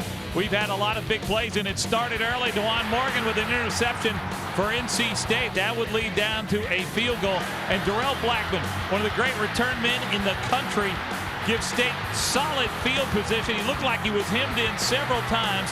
But this great return led to an NC State score as well. For North Carolina, some big plays of their own. Curtis Brown, interception, and he will take it all the way to the house. This really gave a shot in the arm for the Tar Heels, as did the blocked punt there that was blocked. Led to a field goal in the 10 Carolina points, and then Donald Bowens, look at the move he made after the catch from Daniel Evans. Gets it down deep into Carolina territory. Evans would throw a touchdown pass to Marcus Stone. 24-10 is our score now on a very cool Saturday, and it looks like we're going to have another great chapter written in the rivalry between these two great schools, North Carolina State and North Carolina. Time now to tell you about our Pontiac Best of the ACC and salute some of the leaders in some of the different categories. Matt Ryan, despite what he would call a subpar performance against Florida State, still leads in the passing category, over 321 yards a game. Cullen Harper of Clemson is 2s. TJ Yates is number 3. Leading receiver, Wake Forest own Kenneth Moore. What a year he's had for the Deacons. By the way, the Deacs are playing Clemson today, where Aaron Kelly is a great wide receiver. Hakeem Nicks, we're seeing him play here today. The sack leader, there's no doubt about the #1 sack person in this conference. It's Chris Long of Virginia. Holly Taylor of North Carolina right behind him. Jeremy Thompson, Vance Walker, Chris Ellis also up in those stats. And that is the Pontiac Best of the Conference. Certainly we've had some great performances this year. Well, the Carolina band has done their thing. The NC State band getting ready to make its way onto the field. Fans are taking a break and taking a breath. It's been an exciting first half here in Raleigh. Chevrolet presents the ACC Community Service Award, recognizing the superior community service efforts of league football players. Today's honoree is junior defensive tackle Antonio Dixon from the University of Miami. The winner of the 2006-2007 Miami Male Community Service Award, Antonio focuses on interaction with kids as his outreach.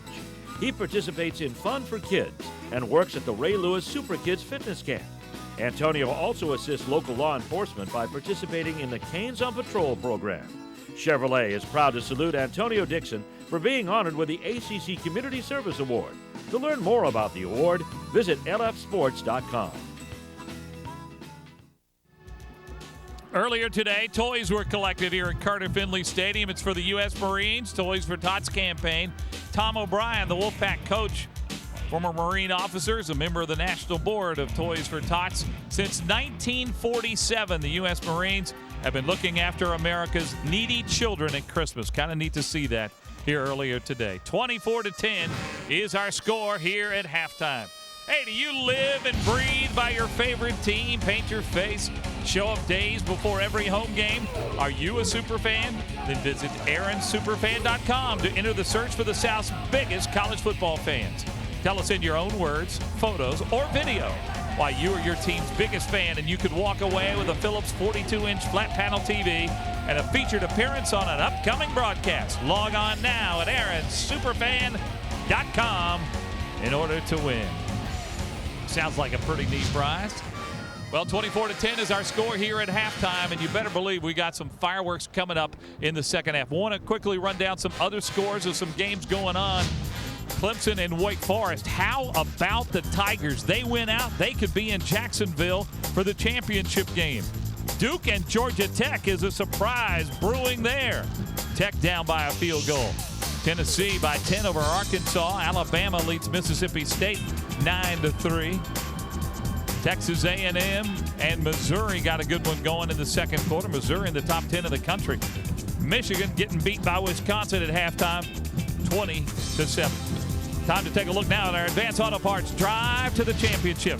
First in the Atlantic Division, you see Clemson, and they are winning today. Boston College got a tough one with Maryland. NC State 2-3, but the Wolfpack still with a chance to become bowl eligible.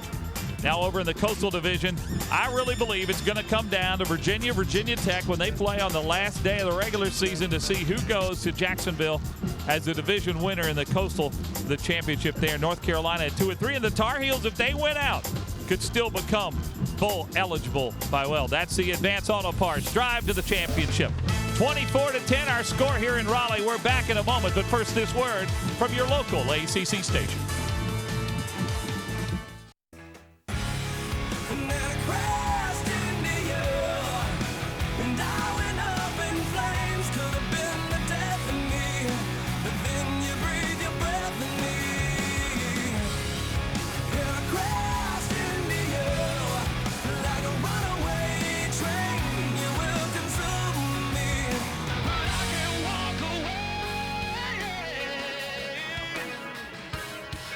Well, if Chris Daughtry's home today, I know he's watching this game. He is a big North Carolina and NC State fan from McLeansville, North Carolina, just outside of Greensboro. We thank him for helping us out with our broadcast. Time now to send it back upstairs to Steve and Doc. And guys, a rival game like this, momentum is so big. NC State took it into the locker room. It's going to be interesting to see if North Carolina can get it back on their side. Well, Mike, in the momentum department, NC State had it all but 5 minutes in that first half. And they have to thank their defense, really. They've forced North Carolina to be that one-dimensional team. Yeah, they've done that. They've taken away the run, basically just swamped them.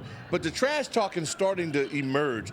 The violence element in this has been on both parts. But now efficiency will overrule the violence and trash talking, and the better team is going to win this game, but they're going to be scraped up afterwards. Trash talk, violence, efficiency. It's all here on our halftime highlights as we see North Carolina get violated here as the pickoff by DeJuan Morgan. Yeah, Morgan, big, reading the eyes of the quarterback, come by and makes a great catch. And then, of course, here's the field goal by Stephen Hauschka. That makes it 3-0. Long drive of the day, and Jamel Eugene was equal to the task. Oh, man, you see that number 29, I can't help but think about Dickerson with the forward lean. Two different athletes. Look at the power here. That made it 10-0. Daniel Evans going airborne to Eugene. This time get him close, and he'll punch it in. Big third down play. Watch the guard play. Everybody, body on body, good smack. Eugene finds it pay dirt. It's 17-0 at this point until Charles Brown picks off Daniel Evans and takes it all the way to the house. 92 yards, and the Tar Heels are on the board. And you can sense it. Momentum has shifted to Carolina Blue. Tar Heels get a block on this Bradley Pearson punt. It goes 18 yards, and that sets up this Connor Barth field goal. That gives the Tar Heels now within 10, actually within 7 to score 17-10 at that point. But Evans isn't done yet. He finds Donald Bowens. Boy, Bowens with a shake and bake. Watch him get downfield. He hadn't had a reception, and you made mention of it on air. Bingo, he's back. And here is Bingo again. It's Marcus Stone for the touchdown, his first of the year, and that puts the Wolfpack up here by a count of 24-10. Let's take a look at our Hyundai halftime stats. Just as you mentioned in the pregame, Doc, one of the keys, don't let Carolina think they can run the ball. They haven't been able to. And of course, Freddie Krueger gave us the stat. 5 yards, man. 11 shots minus 5. That's what it comes down to. Smoke. And time of possession 17-27 for NC State, 12-32 for the Tar Heels. Third down efficiency also key in their department as well. We're at half and another half of football. State Carolina to come with the Wolfpack leading 24-10.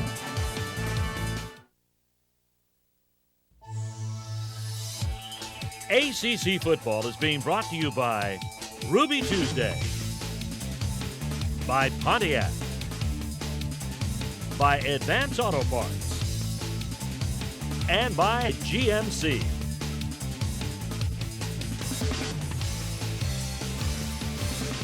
The Wolf outside the Murphy Fieldhouse Football Center here at Carter-Finley Stadium in Raleigh. Lonely vigil, but not lonely with 60,000 fans inside. And North Carolina State leading in North Carolina as we get ready to start the second half. Before we do, let's send it to the sidelines. Mike Hogwood standing by with North Carolina head football coach What'd you tell Davis. the guys in the locker room? Well, we didn't play very well. We certainly, we've got to do a much better job of trying to tackle defensively. They did a nice job getting the ball to the perimeter, and a lot of it is certainly misalignments. And we've got to make some plays on offense. We didn't execute very well on offense. Does this team believe they can get that momentum back? Absolutely, yeah, no question about it. All right. Thank you, Mike Hogwood. Thank you, Coach Davis. And, you talk about NC State running backs have had 3 100-yard rushing games this season. They had only a total of 3 in all of 2006.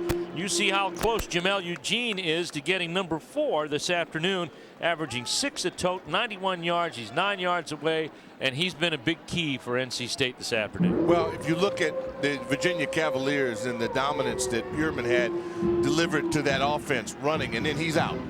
And then you get Mikael Simpson. He comes in, and out of no, bam! And all of a sudden, not only does he gives him a different dimension, but he's highly effective. And I see a lot of this in this young man. Well, he's just a sophomore. You mentioned Mikael Simpson. He's just a sophomore. And then if we look at the quarterbacks that are coming back in this conference, you can't help but think that this conference will be the dominant conference in the country as soon as next year. 2008 will be frightening. Oh, the level of play. I mean, if you don't come in strong, you're going to be in a world of trouble because the quarterback is maturing. It's like a crop. And boy, it's going to be time to harvest next year. 2008 ACC, look out. Exactly. And TJ Yates will be a sophomore. Daniel Evans will graduate in December, is coming back for 1 more year as a graduate student. And here's Donald Bowens as we start the second half. NC State with the opening kickoff, and Bowens almost gets free. He's out to the 30-yard line. It's an 18-yard catch and a return, rather. Let's take a look at the first half possessions. They scored the first 3 times they had the ball, then had an interception and a punt on 3 downs and out, the only time that they had 3 downs and out. And then, of course, 3 long marches for touchdown, which were very, very impressive. The 2 double-digit marches that resulted in Jamel Eugene scores, and then, of course, the Marcus Stone touchdown at the tail end of a 60-yard march. First and 10, Wolfpack at their own 30. Evans to Eugene. He's headed for the century mark. Out to the 38-yard line, 7-yard gain, and that leaves him just 2 yards shy of it. Well, we know the results when they are successful on first down of 4.5 to 5.5 yards. They're very difficult to stop. They've had some great first down yardage so far this game. Second down has been their most productive of the day. Eugene out into the flats. He's got the first down, and he's at the 42-yard line. Durrell Mapp on the tackle after the 6-yard gain. Boy, he's elusive. He's got hands. It'd be one thing for a young back to come in and be a pretty good runner. Not only is he an excellent runner, but as you mentioned early on, he has the ability to be a threat in the passing game. Look at Durrell Mapp. He already has 14 tackles in this game. He leads in North Carolina in tackles with 89 coming in. He's over the century mark. And here is Jamel Eugene on his 3rd straight involvement. Gets about a yard on the play. And guess what? Tackle number 15. Who do you think made it? Darrell Mann. And this time they pull a guard. You know, you come in just to get him. Isolation on this. Now watch this. Guard looping in there. He hits him on there. That's not going to work. That was a pillow fight. Yep. You know, he comes in through that and dominates at the point of attack. You got to get more than just a piece of No, Darrell not going to work with Matt. 2nd down and 9. Evans, nice pass out to Kushner, his tight end. That's Kushner's 3rd catch of the day. And it's going to be a completion of about 6. It'll bring up 3rd down and 3. Jay Wilson covering on the play. Doesn't seem like a lot. It's hard to get 6 yards against a good defense. But look at this again. No huddle, Doc. The Bible's got a play out there already. 3rd down and a good 3. Wolfpack 50% on 3rd down today. Pass to Eugene, and he is brought down shy of the 1st down at midfield. It is Charles Brown, Deontay Williams, and Kendrick Burney, all surrounding Jamel Eugene, who may have twisted an ankle a little bit, and he'll limp to the sideline. Well, that's a good piece of tackling. Good defense. That stops the Wolfpack with 4th down. Well, that's not good at all. No, Eugene. NC State. They had to go to their 4th back this year if he can't come back. Pearson back to punt on a low snap. Get some protection for him. Tate's going to let this roll, and it is captured by J.C. Neal down at the 8-yard line. He grabbed it early. Boy, he could have gotten even more out of that 40-yard punt. Timeout on the field. NC State by 14. We'll be right back. Today's game is brought to you by Alltel, the official wireless partners of fans. Tar Heels have the ball at their own 11. 1st and 10. The handoff to Johnny White, and White runs into a solid sea of red. That's James Martin leading the charge along with Willie Young, and it's no gain on the play. And Doc, futility on 1st down has plagued the Tar Heels all day. Yeah. Average only 3 yards on 1st down. It's just hard. It's hard to operate your offense, you know, from a deficit. And especially when you get line play like NC State has had, and Willie Young, again, playing like a madman. Young to the tight end side of the field, actually to the open end side of the field. Here comes a blitz off the corner by Neal. The pass complete to Nix.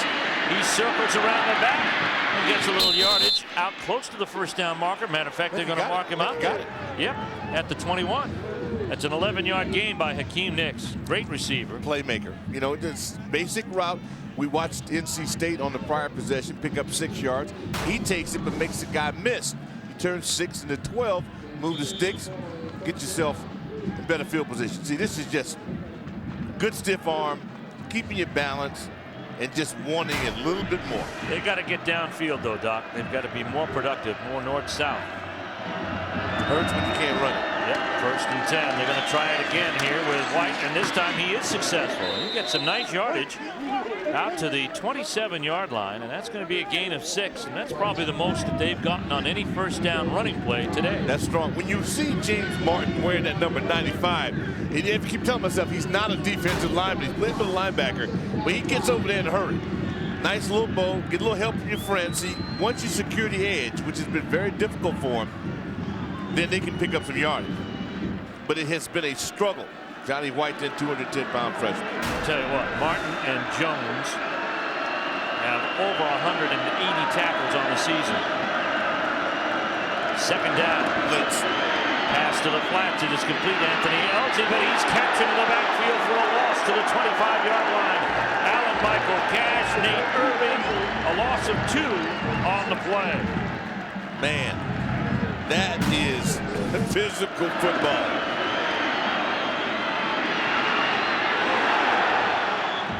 A lot of red shirts. See, they keep the balance. You see no red shirts on the ground. Everybody stays up. Good shoulder relationship. Keep the outside arm free and fly to the football. Mike Archer, defensive coordinator, has called a very strong game this afternoon. Cash. 3rd down and 7. Allen Michael Cash has been magnificent. He's lined up over the center right now in the shotgun formation. DJ Yates steps up and has some room. Yates heads to the 31. It's going to be shy of the first down. It'll bring up 4th and about 1.5 yards. And I'll tell you what, Willie Young didn't get to the quarterback, but it required 2 men to block him, and he pressured the quarterback out. Yeah. He's 230 pounds. Hey, the kicker's still coming on. Yeah. He did his job. You got to say something to yourself now. Your offensive lineman for Carolina, now you have got to find a way to stymie his progression. You cannot let a guy at 230 pounds run by you, run around you, and run through you. That run by T.J. Yates, the largest on the ground today by North Carolina. Darrell Blackman backed against Terrence Brown's punt.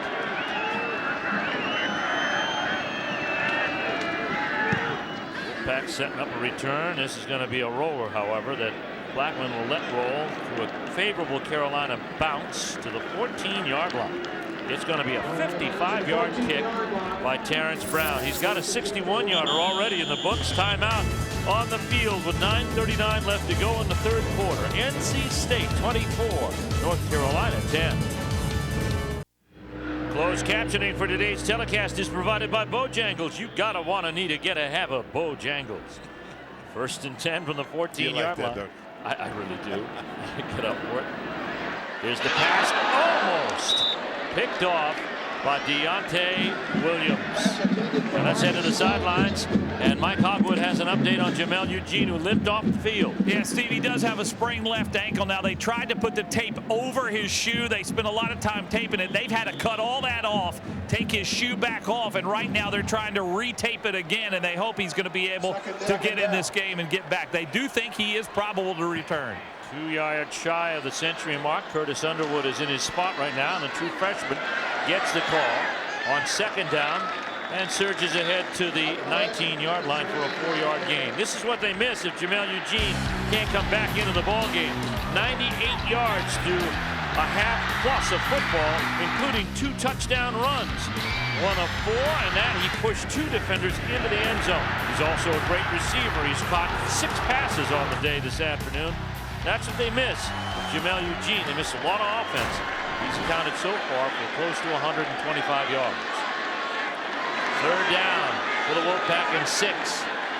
Back to throw is Evans. Steps up, and it is complete to Bowens, but it's going to be short of the 1st down. Hailey Taylor was all over him. Tell you what, how Hailey Taylor gets around the corner. I mean, you know, the guys who have been undersized, we were talking on the prior possession about Willie Young. Watch this young man, Hailey Taylor. You're going to see him be a screen, a bluer. And he does this all day long. A lot like Chris Long, he plays hard every single play. Here comes the punter. Pressure is on with 3 defenders, and this one gets hung up in the breeze. And no fair catch called for. They're going to try to return it. It's Tate to the 32-yard punt, and just a 3-yard or 2-yard return at midfield. Timeout on the field with 8:15 left to go in the 3rd. Game swinging in the balance. Wolfpack by 14. Back after this word from your local ACC station. We're back at Carter-Finley Stadium here in the 3rd quarter. North Carolina with a great opportunity. They've got the ball in midfield. 1st and 10 after the 32-yard wind-aided punt. And here comes a pass by Bobby Rome, a former quarterback. His pass complete to Tate. And he's in the end zone for a touchdown. Brandon Tate for 50 yards on a halfback or fullback pass if you want. Rome was recruited in North Carolina as a quarterback. That time, no doubt, he had plenty of mustard on that throw, and it fooled NC State. And you have to give John Chup, their offensive coordinator, a ton of credit. You know, it's when you throw it, when you pick it, when you call it. Excellent execution. Then you see 7 in there. DeJuan Morgan, oops. He went in there for the kill shot, and the run was not there. Man, did you see the throw by Rome? He had it right. I mean, it didn't float. He was behind that throw all the way. Connor Barth now for the point after to cut this to a 7-point game, and he does. So the Tar Heels take advantage of an outstanding field position opportunity on the short field. First play from scrimmage. And we talked about how they needed to score. Oh, Bobby, he's the biggest number 4 you're going to see in the country. But he's got mad skills. He can run it, he blocks, now he shows he can throw it. 24-17 to score. Well, the Tar Heels on an up note last week.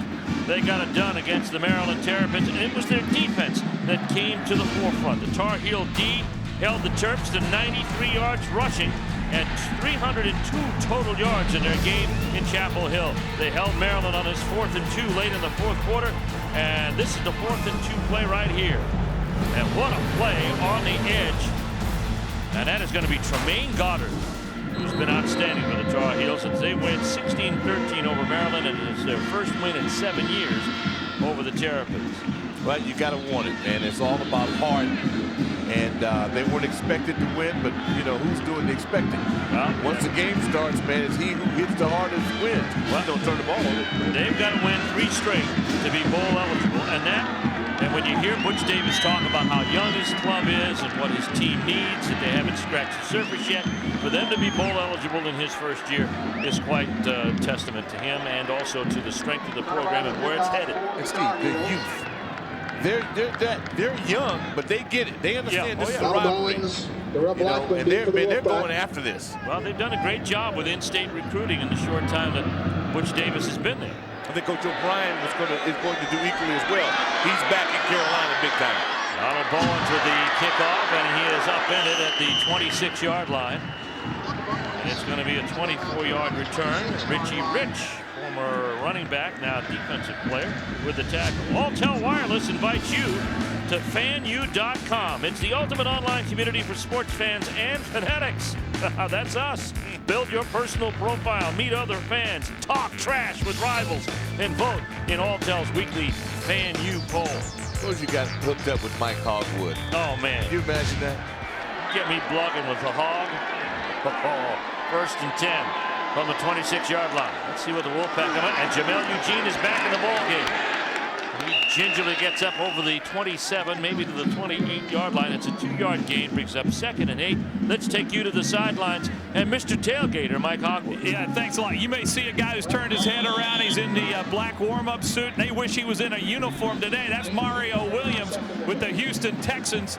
Boy, what a defensive lineman he was for NC State and making his name now in the National Football League. I'll say, after a first year getting used to things, he's been a bear in the NFL now. Here is Evans back to throw on 2nd and 8. The pass to Eugene dropped. And he was about to be dropped by Charles Brown. Yeah, he was going to be hit, but I don't think that's what, you know, sometimes you look at it, you have an injury. Well, they taped him up. He's been fine. He's shown great hands. Remember that 3rd down catch in the first quarter? Yeah. But now your mind, you're focused on, can I plant? Where am I? And little things like that, I mean, that hurts you. Well, keep in mind that the skies have gone gray here in Raleigh, and the wind has picked up, and it is blowing in the face of the Wolfpack here in the 3rd, but they'll have it at their back in the 4th. They're 0 for 2 in second-half 3rd down conversions. Sprinting out to the right. Taylor in pursuit, and he'll get Daniel Evans, the 2nd sack of the day for the Tar Heels, sending him back to the 18-yard line. He's relentless. He's flat out relentless. Every play, he gives you this form of excellence. Chasing. And at this time, that internal clock the quarterbacks have wasn't working. Carolina in pursuit. Took too long. Sacked by Carolina. And Bradley Pearson will come on for the 3rd time this half, Doc. And he'll get a kick barely out of there. And again, the wind playing havoc with it and flattens the ball at the Wolfpack 40-yard line. The Tar Heels will have excellent field position after this 23-yard punt by Bradley Pearson. And this is an excellent chance for the Tar Heels to even the score. Last time, that's right. Last time at midfield, bang, they scored in one play. For the most up-to-date information on the 2007-2008 ACC basketball season, look for the long-standing authority on college basketball, Sporting News. Pick up your copy of the Fact-Filled Sporting News College Basketball Yearbook, now available at newsstands throughout the region. Tar Heels now with their best field position of the afternoon. 1st and 10 at the Wolfpack 39 rather. Here's Hump to reverse. It's an inside reverse to Brandon Tate. And that hasn't gone much of anywhere today. J.C. Neal forces him out of bounds. No gain on the play. It's hard to turn the corner on good football teams, but that doesn't mean you don't try, because they stay at home, they're disciplined, and it's tough. It's tough. Well, he's a playmaker. Brandon Tate has scored 9 career touchdowns, 3 on kickoff returns, 2 on punts, 3 receiving, and 1 rush. Carolina has opened up their repertoire on offense now. They're going after some things, a little bit more creative. Leonardo is the wing to the left side. Yates scrambling to that side, and he wants Brandon Tate, and Tate is shielded perfectly by Jeremy Gray and falls down on the play incomplete. This is where T.J. Yates, I think, separates himself. When he has to slide out of the pocket, now he has the ability to make some plays. And twice now, he is yet to really hook up with his guy, Brandon Tate. Now, Tate, nice little reaction. See, he feels it. Maybe, the offhand trying to slap the hand down negated his ability to run. He needs to just run. Go get the football. Good coverage there by Jeremy Gray. 3rd down and 10 for the Tar Heels, still at the 39 of the Wolfpack. Down by a touchdown. And now we got a whistle. And a flag, and it's going to be delay of game. Wow. Tar Heels have stumbled on this opportunity so far. And this will push it back to the 44-yard line. 6:23. Set the clock to 6:23. That's where we'll begin. That's only the 3rd penalty against North Carolina today. We've had a relatively penalty-free game. A couple holdings, but other than that, good team. Highly better. 3rd down, 15. Tate and Little to one side, Foster and Nix to the other. 4-man rush for the Wolfpack. Pass is complete to Anthony Elsie, and he is shot down right there. And a great play by LaRue Rumpf, 5th-year senior out of Tampa, Florida. He's one of the few. Tell you what, man, there's some rumbling going on here. I want you to keep your eye on the big fella darting inside. I mean, that's pressure. Now, he's fighting his tail off to stay in there. Calvin's 300-pounder, but that press up front. Now you watch it again. See, he's a little bit off balance. I'm gonna tell you what, you got to be real strong to knock a man backwards at 300 pounds. Terrence Brown looking to pin the Wolfpack inside the 20 for the 4th time this afternoon with this punt. A little bit too much. The wind right at it, and it's going to be caught in the end zone. Yard off. Yep. That's pretty tough because that wind is deceivingly strong at field level, coming right in the direction of the punt. I'm worried about our camera guys now. These guys get a little chilly out there. It is. This broadcast is a copyright presentation of Lincoln Financial Sports and Raycom Sports. Any use of this broadcast without the express permission of the Atlantic Coast Conference, Lincoln Financial Sports and Raycom Sports is prohibited. Steve Martin, Rick Doc Walker, Mike Hawkwood here at Carter-Finley Stadium in Raleigh. We hope you've enjoyed this broadcast of the State Carolina game, the 97th renewal in this great rivalry. 1st and 10, Wolfpack at their own 20-yard line. To throw, Evans, incomplete. It was there. Blackman ran before he had it. Boy, what a finish. I'll tell you what. Kendrick Burney. I'm just amazed at these freshmen. These guys come out, they don't look like freshmen. No, they don't. Man, he dropped the hammer on that. See, that's your philosophy. If you give up a catch, make the receiver pay for it. And if he drops it, shame on him, because he's going to get hit. Wolfpack now looking at 2nd and 10. Dunlap is going to be split out to the wide side of your screen. To the bottom side, it's going to be Blackman. Hand off Eugene. And Eugene looked like he had some running room for a minute. Now is pushed back by the blue shirts. Pascal shot in there. He tried to disrupt it. He just couldn't get to it. And one of the top linemen in the game is our subject of our featured Suzuki Way of Life. Mears Green from NC State, offensive tackle at 6'4", 295, former walk-on, majoring in biochemistry. And this is a guy, Doc, that they have no problem moving from guard to tackle, back to guard. In fact, he's done that over the last couple of weeks. And he's got excellent pass blocking technique. 3rd down coming and 6. NC State 0 for 3 on 3rd downs in the 2nd half. They were 5 of 8 in the 1st. Here is Evans. Could he be going down? And yes, he is. Finally, Kent Long Balmer and Darrell Matt bring him down after he was originally hit by Marvin Austin and E.J. Wilson. you have a chance to be a good football team, and both of these teams have this characteristic. On third down, when you got to send them, they got to be able to get there. And that is what, 33, the madman coming around the corner. That time the young fella, Marvin Austin, showed his abilities in the middle. This wind gusting to 20 miles per hour, blowing in the face of Bradley Pearson. Low snap. Oh, man. Oh, he got one out of there. No flag. Tate calls for the fair catch, and he has it at the 40. It's a 35-yard punt. In these conditions, that's not bad. But once again, the Tar Heels have the ball near midfield. Boy, Taylor has just been invaluable getting through that seam.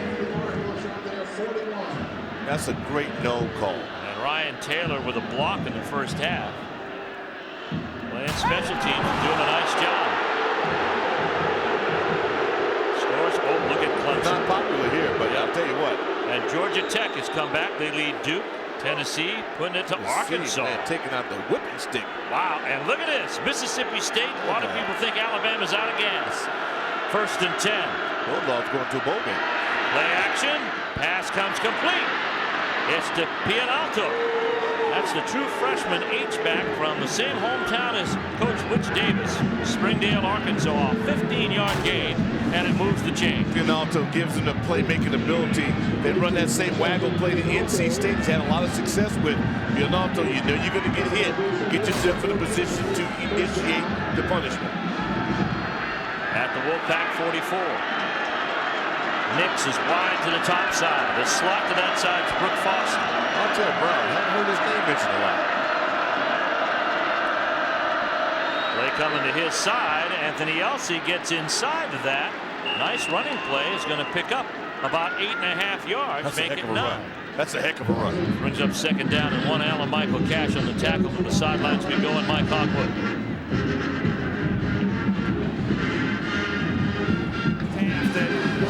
They needed momentum on offense. They needed big plays on offense. And Bobby Rome, who's in the game right now, gave them one. But I can really sense a big difference in this Tar Heels sideline after that touchdown. This is a team that now really believes they're going to come back and win this game.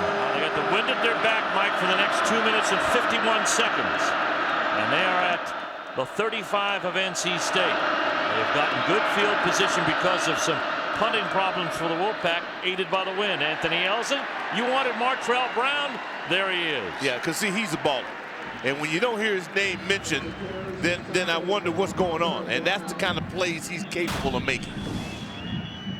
I mean, that defensive line for NC State is ferocious. And here he just beats a block at the point of attack. See, they make plays on your side of the line of scrimmage. That's what good active defensive lines do. See Cash Presley right, and again, I was going, where is Martrell Brown? Anthony Elsey goes off the sidelines with the helmet off. Johnny White replaces him. Now this is going to be Ryan Houston in the backfield. And North Carolina 1 of 8 on 3rd down. They're looking at 3rd and 2. They're at the Wolfpack 36. Go Bobby Rome gets a shot. Maybe to carry. I don't think to throw. No, that's what I meant. Yeah. Well, no, he gets one to receive, and he can't come up with it. So it's 4th down again. Headed to. Yeah, and you're out of field goal range here, really, to speak of. 36-7, that would be a 53-yard kick. Bobby going to bring Connor Barthel. Showing his versatility. Both teams have the ability to slide their backs out, make key plays. He's going for it, though, Steve. Yep.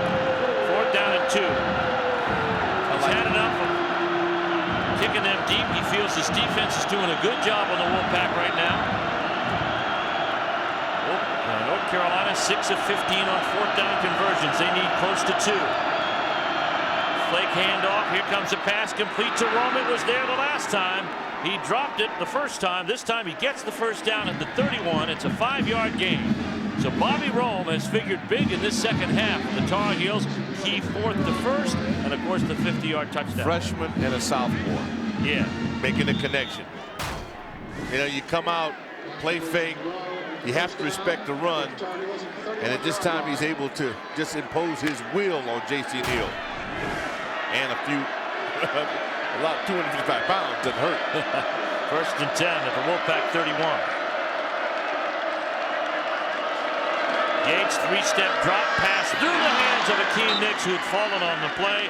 Jimmy Sutton covering for NC State. Let's take a look at yardage here first versus the second half of the Wolfpack. Held to 23 yards in the second half. They've punted each of the first 4 times they've touched the ball. But the Tar Heels have rolled up 104 yards with a full quarter and 2 minutes to play. A lot of ball games. NC State has shown, as they did to close the half, they can make 2 or 3 plays. They can go 60, 70 yards. Second down and 10. Tar Heels have looked at this down and distance a lot today. Play action. Jones coming off the corner. Yates throws. It's complete. Pianato. And he's down at the 11-yard line. A gain of 20 on the play. DeJuan Morgan makes the stop. Yates got rid of that ball, Doc, just as Ernest Jones was knocking on the doorstep. A mobile quarterback is worth his weight in scholarship. I'm going to tell you what, because he avoids sacks, runs away from pressure, throws across his body, and of course you're going to always find a high IQ guy who knows where to sit down in a soft spot, stay open, great hands, third reception of the ball game today. Watching those tight ends work, piece of work. First and 10 from the 11-yard line. Nicks wide out. It's man coverage now for the Wolfpack. Handoff Ryan Houston, a true freshman, goes nowhere. Nothing. Runs right into the blocking scheme. Couldn't cut back in time, and it's a loss on the play of a yard to the 12.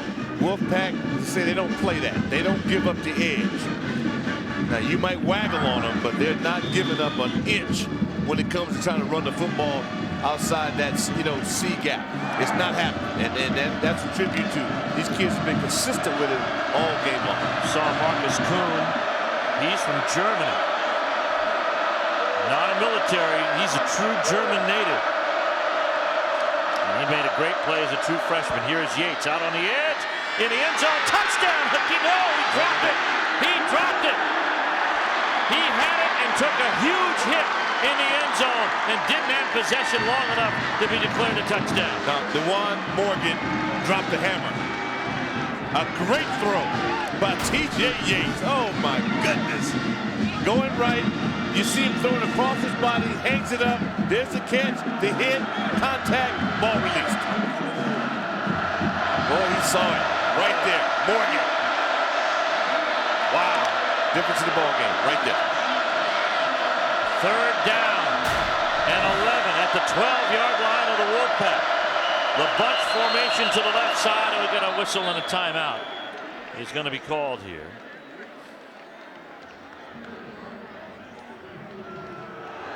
And, you would think this is going to be reviewed for a score.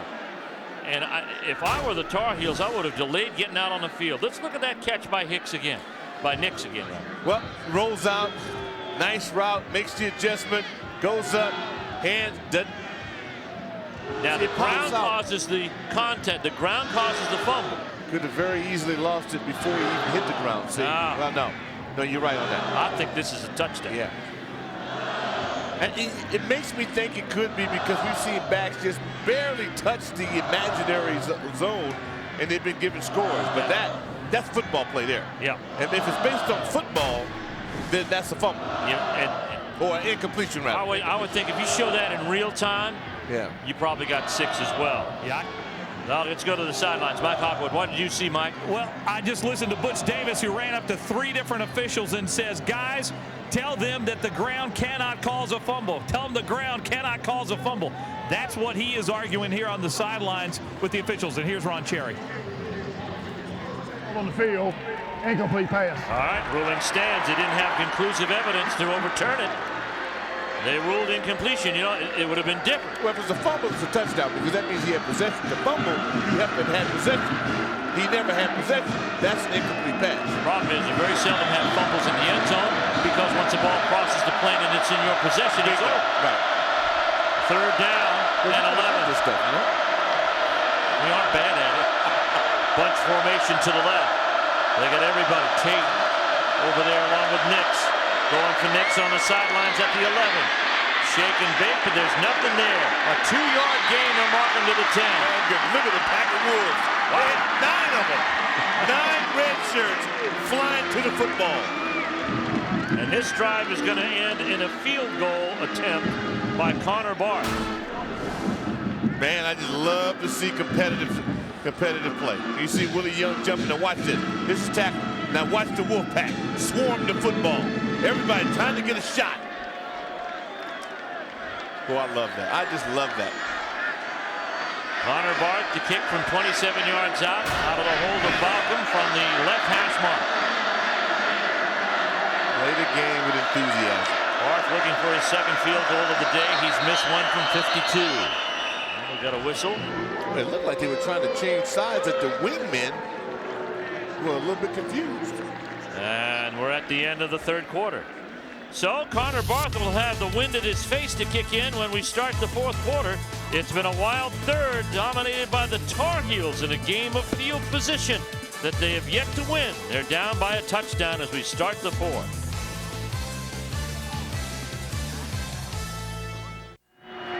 We get ready to start the fourth quarter. Connor Barth is on. A 27-yard field goal pending into the wind at the short end of the stadium. And this will pull the Tar Heels to within 4 if he's successful. Here comes the kick. It is up, and it is good. So the Tar Heels come away with a field goal of all the field position dock that they've had here. They started the last 3 drives at midfield at the North Carolina State 39 at their own 41. And they've got 10 points to show for it. Well, they're taking timeout on the field with not maximized. 55 left to go here in the fourth quarter. It is NC State leading only by 4. Now time for our progress report as we look at the stats through 3 quarters. Deceiving here, you don't see what NC State has. Yeah, they got 23 yards in this first quarter and in this third quarter and only 1 first down. See what the Tar Heels have done. Lucky to be where they are if you're NC State. But now your defense looks you in the face offensively and say, okay, now show me something. Bowens with a kickoff return. Blackman leading away. He's headed for the sideline. There's a flag down at the 10. Bowens on his horse. This will be probably called back. He got all the way down to the 32-yard line. But the flag lays right at the 10. It's a 59-yard return, but a piece of cloth will bring it all the way back. Not only bring it all the way back, it's a block in the back, and it'll bring it half the distance to the goal line to the 5. Man, it kills you. It's special teams. You can create such momentum. It gives you such a shot in the arm. But if a flag like that, especially if it's a blatant call and a call that for the player didn't need to happen. A lot of times kids block in back of the runner. On the return, number 87 have an illegal block in the back. Half of this should go first down. So NC State is 95 yards away. They're up by 4. They've only gained 23 yards in this third quarter. Now into the fourth. They've punted each time they've had the ball, but they got the wind at their back now. What a swing, a shift in yardage. Was it about 60 yards? Oh, yeah, no doubt. Yeah, 63 yards. Man. At the 5, first and 10. Eugene Malone setback. He gets the handoff, picks his way into the hole, and look at him go. And then that stops quickly at the 8-yard line. On a hit in there, and coming up off the pile, Deontay Williams. A 4-yard gain for Jamel Eugene, who's broken the century mark this afternoon. What we don't know is if he'll have the strength to push that pile as he had before the ankle injury. That's how he forced his way into the end zone for the first score of the day. NC State rolled off the first 17 points. Fairly even battle since then. In fact, they've been outscored 20-7 since. Here comes the pass. Down the flats. It is Jarvis Williams getting tied up. No flag on the play. And both sides are wondering why. Kendrick Burney on the coverage. Well, Burney really deserves, he needs to give Ivory Taylor a pat on the back, because it was Taylor, that madman coming around the corner, that really forced Evans, maybe off base just a bit with the throw. This kid is playing, man. Yes, he is. I tell you what, man, he has a motor. He brings it. Senior from Laurinburg, North Carolina. Third down now. NC State 0 for 4. on third down conversions. Sprinting out right. Evans passed the ball. It's completed to 12. Out to the 15. He's going to be very close to the first down. Brown and Mapp on the tackle. Might be play of the game. Yep. For NC State. Couldn't come at a better time. They're indicating first down at the 15-yard line.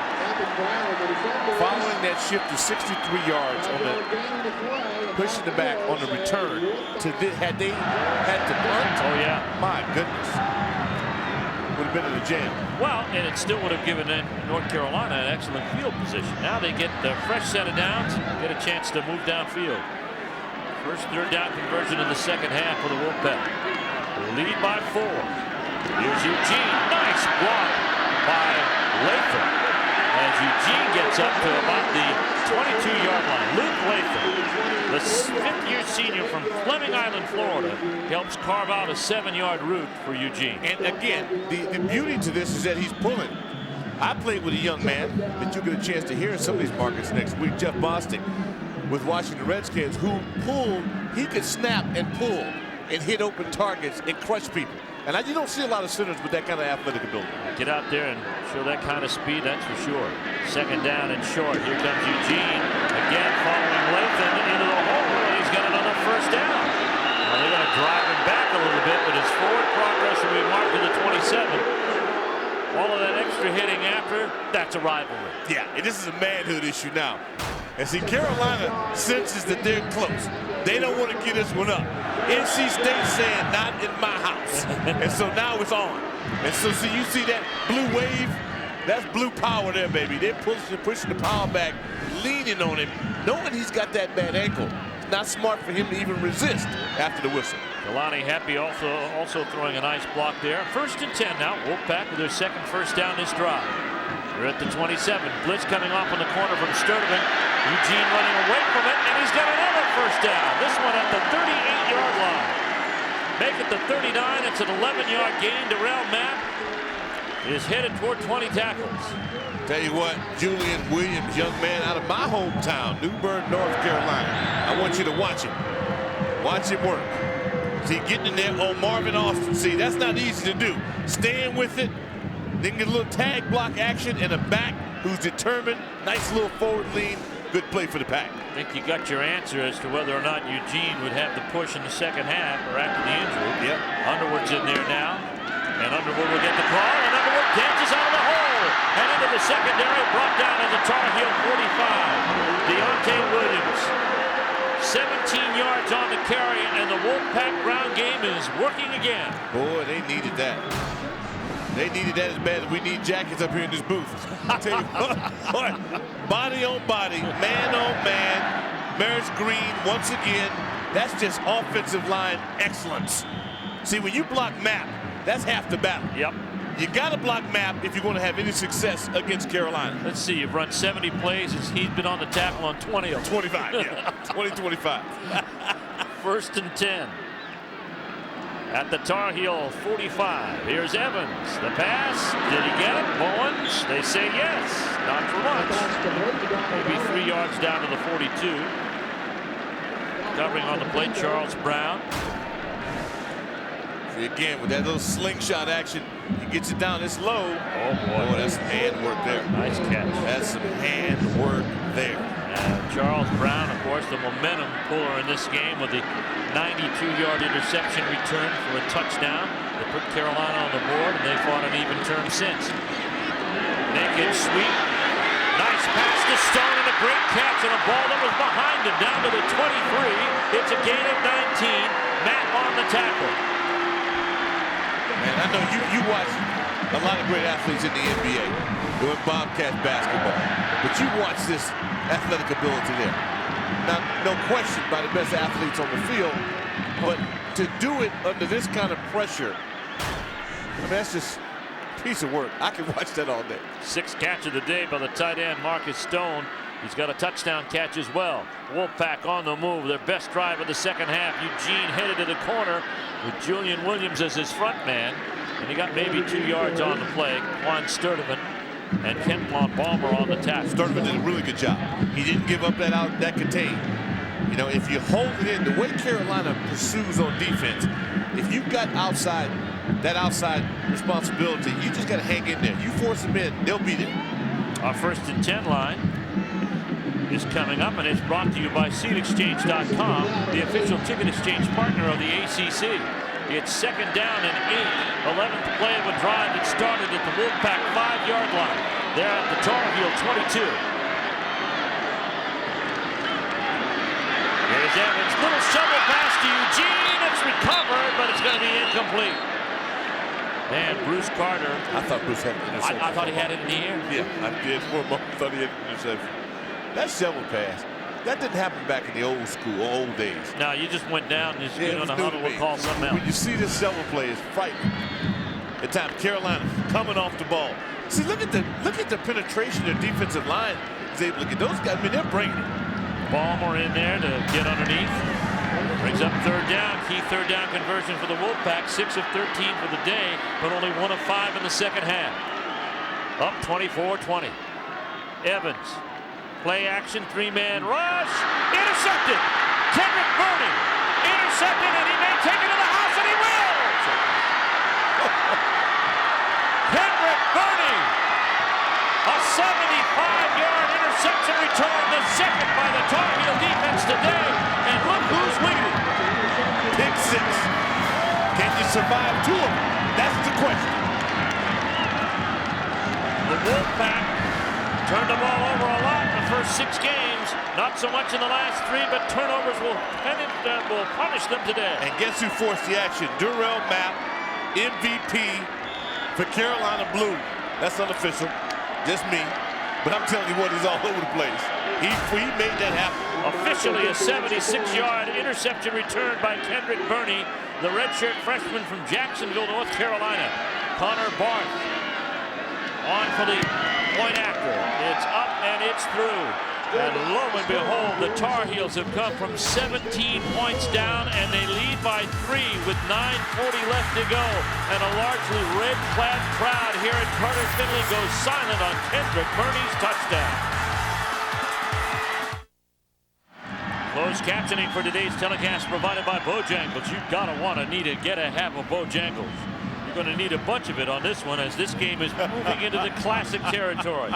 Who figured? The Tar Heels with 17 unanswered points. They were down 17-0 by the end of the first quarter, and now they have taken the lead for the first time this afternoon on their 2nd interception return for touchdown today. Durrell Mapp has 21 tackles. We have 9 minutes and 40 seconds remaining in the ball game. It's an Aaron Henderson-like performance. Oh, yeah. Bowen's now at the 10. Remember, he had a big return last time, headed to the middle, out to the 31-yard line. It's a 22-yard return. And speaking of returns, defense the key. Here's an interception return. The first one of the day.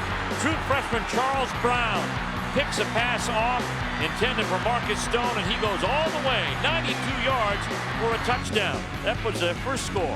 This is the most recent one. The deflected pass, Kendrick Burney the beneficiary, and he takes it 76 yards to the house. The 2nd score of a defensive touchdown this afternoon, and this one's got the Tar Heels in front. 1st and 10, Wolfpack at their own 31. And off Eugene, slips as he heads to the hole, but still has enough strength to push ahead to the 36-yard line. It's going to be a gain of 5 on the play. Brings up 2nd down and 5. Now, it's interesting to note that this comes in the middle of some reestablished Wolfpack success on the ground. Yeah, and it's important now. This game, you want to turn it into a street fight. And you want to turn it into hand-to-hand combo. I mean, if you have to keep it on the ground and develop your play action, you may have to go that way. It's going to be determined up front. 2nd down and 5. Evans to throw. Pump fake. Nowhere to go. Kemp on Balmer, and Marvin Austin flattened him for the 3rd Tar Heel sack of the afternoon. First half possessions today by the Wolfpack. They scored the first 3 times they had the ball. Let's flip it and go to the 2nd half. They punted the first 4 times, and an interception returned for a touchdown on the 5th possession of the day. Now, a couple of times we just saw it may have been pilot error. But other than that, it's Carolina's defense up for the task, and Hailey Taylor with pressure and Durrell Mapp with punishing hits. I mean, there's been really 2 guys for Carolina that made a big difference. Timeout on the field with 8:20 left to go in this fourth quarter. Don't go away. More State Carolina coming your way after this. ACC football brought to you in part by Chevrolet. Welcome you back to Raleigh with 8:20 left to go here in this fourth quarter. It's State Carolina. It's everything we thought it would be. Here is Evans being sacked for the fourth time by Hailey Taylor. Came into the game second in the ACC in sacks. He's been partying to 2 more here today for 10 on the season. Well, it's not like you caught him off guard. They're rolling away from it. And this time you see Williams again, not enough punch. No punch. He's just too good. You either have to double him or you're going to have to try to run that waggle towards him. He's relentless. And here comes the punt as they are 1 for 7 on third down conversion. Pearson now gets a low one out. And this will take an NC State roll. And it's going to roll dead down to about the 32-yard line. And it is a 47-yard punt and no return on the play. Drinks like a soda, kicks like an energy drink. Vault, get to it! And we get to our Vault 110% player. He's Roman Gabriel. He roamed the sidelines and was under center from 1959 to 1961, a 2-time All-American and a 1989 inductee in the College Football Hall of Fame. His number 18 jersey retired by NC State on January 20, 1962. 11 great seasons in the NFL, and he was the MVP in the NFL. However, he was only 1-2 against the Tar Heels. 1st and 10 for North Carolina. On 1st and 10, they'll throw to the flats. It's going to be White. Johnny White with some running room. And a flag thrown into the play as he gets to midfield. It's DeMario Presley on the tackle. The gain is 19. However, it's going to be possibly brought back. Let's see what happens. Nice touch pass by Yates. Good call. Flag's down at the 37-yard line. Willie Young rushed upfield. They threw it right. They actually used his presence. Block in the back against North Carolina. So this calls this play back. Butch Davis can't believe it. Well, everything's critical now. At this point of the game, every mistake hurts. Can't make up for it at this point.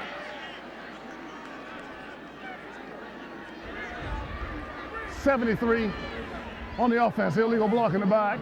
10 yards from the spot. Will repeat first down. 10-yard penalty backs it up to the 27-yard line. All right, let's see who forced it. Let's see who forced the hold. There's Gray. Holding up, there's the out. Yeah. And it looks like I only caught a 4 on the jersey going in. Let's see. It's not a lack of effort block. It's not a lazy block. It's just one of those things where a defender got there in a hurry. I thought it might have been John Ray. Where? Or Michelle, Ray Michelle. Ray Michelle. 1st and 14. Hand off to Johnny White. And Alan Michael Cash stops him after maybe a gain of 1, maybe 0. Boy, Michelle there in a hurry. There is no margin of error now for the Wolfpack defensively. They've got to take a page out of Carolina's book, and this is the point where you need to script, force fumble, interception. You got to turn this game back in your favor on defense. Well, open backfield for TJ Yates. You can't let him get a completion. This is what you've wanted all day, to shut down the run and force the pass. Greg Little. And it goes to Little in the flats. Little breaks a couple of tackles. And I think he earned it. I think no. He's up to 30. He got back to the line of scrimmage. Yeah, they got another 10 yards to go. And Clemson putting the pedal to the metal on Wake Forest and setting up their showdown with Boston College. And BC's got to play Maryland tonight at Maryland. Tennessee leading Arkansas. Mississippi State, Sylvester Croom has done a great job there, man. Vanderbilt leading Kentucky. Forcing around the country. Michigan State has responded to the loss to Michigan. About time in that game. Yeah. They just give games away in the fourth quarter unlike anything I want to see. 3rd down and 10 now for the Tar Heels. Back to throw is Yates. Has some time. Here's he through. Good goal. Ball played by Presley. Yeah. Willie Young. Guess who? Yeah. Going to DeMario Presley. And just like that, I mean, the Wolfpack now have a chance. And that was my point. Defensively, you got to recognize when your offense has lost it. They're not getting it done. So you got to take it in your hands. It starts with the rush. Look at Young. gets around the corner, beats Jolly, reactive, athletic Presley. I mean, big fellas, defensive linemen, making plays with the football. Man, that is just want-to. I want to get to that quarterback. That is great hand-eye coordination for a 300-pounder. Evans in the offense, back to the field. 1st and 10 at the Tar Heel 25. Jamel Eugene brought down by Mark Pascal after maybe a 2-yard gain to the 23-yard line. That is Demario Presley's 2nd interception of the year. And the junior out of Greensboro. Senior out of Greensboro. Former tight end. Let's go to the sidelines and Mike Agua. You talk about so many reasons this NC State team is better, and that's one of them. Demario Presley was hurt earlier in the year. He missed a couple of games. He really didn't get healthy until midway through the season, and he's made a huge difference for this team. Not only was he hurt, but John Beddix, his backup, was hurt as well. So they had no depth. Here's Jamel Eugene straight ahead. Pushes his way down to the 17-yard line. And this is where NC State's success on the ground is going to pay off. They're knocking on the door. They're in the red zone after a 6-yard gain. 4:45 to go. Wind at their back. A lot of things in there. Well, this is bragging rights time now. I mean, there's so many young people on both sides of the ball. This rivalry, you know, Coach is here for the first time. Coach Davis, Coach O'Brien. Boy, this is just the start of something really good for both schools. 3rd down and 2. Big 3rd down coming for the Wolfpack, trailing by a field goal.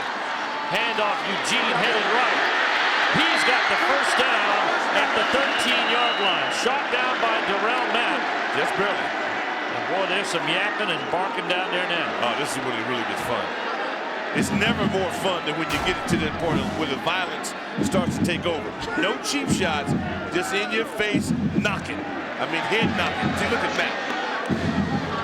Oh, boy, Darrell Matt.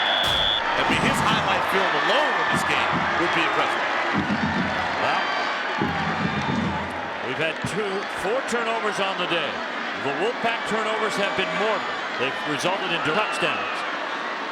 The Tar Heels turnovers have resulted in 1 field goal, and could there be another? Here comes Jamel Eugene to the 10-yard line. A gain of 3 on the play. And it brings up 2nd down and 7. They can get a 1st down inside the 3. Good corner support.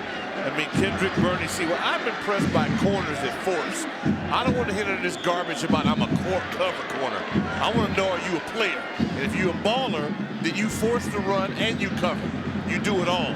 And these 2 young kids from Carolina have exhibited that throughout the ball game. 2nd down and 8 to go. Ball just outside the 10-yard line at the 11. What a game we've got here in Raleigh. Handoff goes to Eugene. Flag on the play. He almost got the handoff. Yeah, might be offside. Sturdivant was the guy who got in maybe ahead of the snap. Might have been in the neutral zone. Offside. Defense number 52.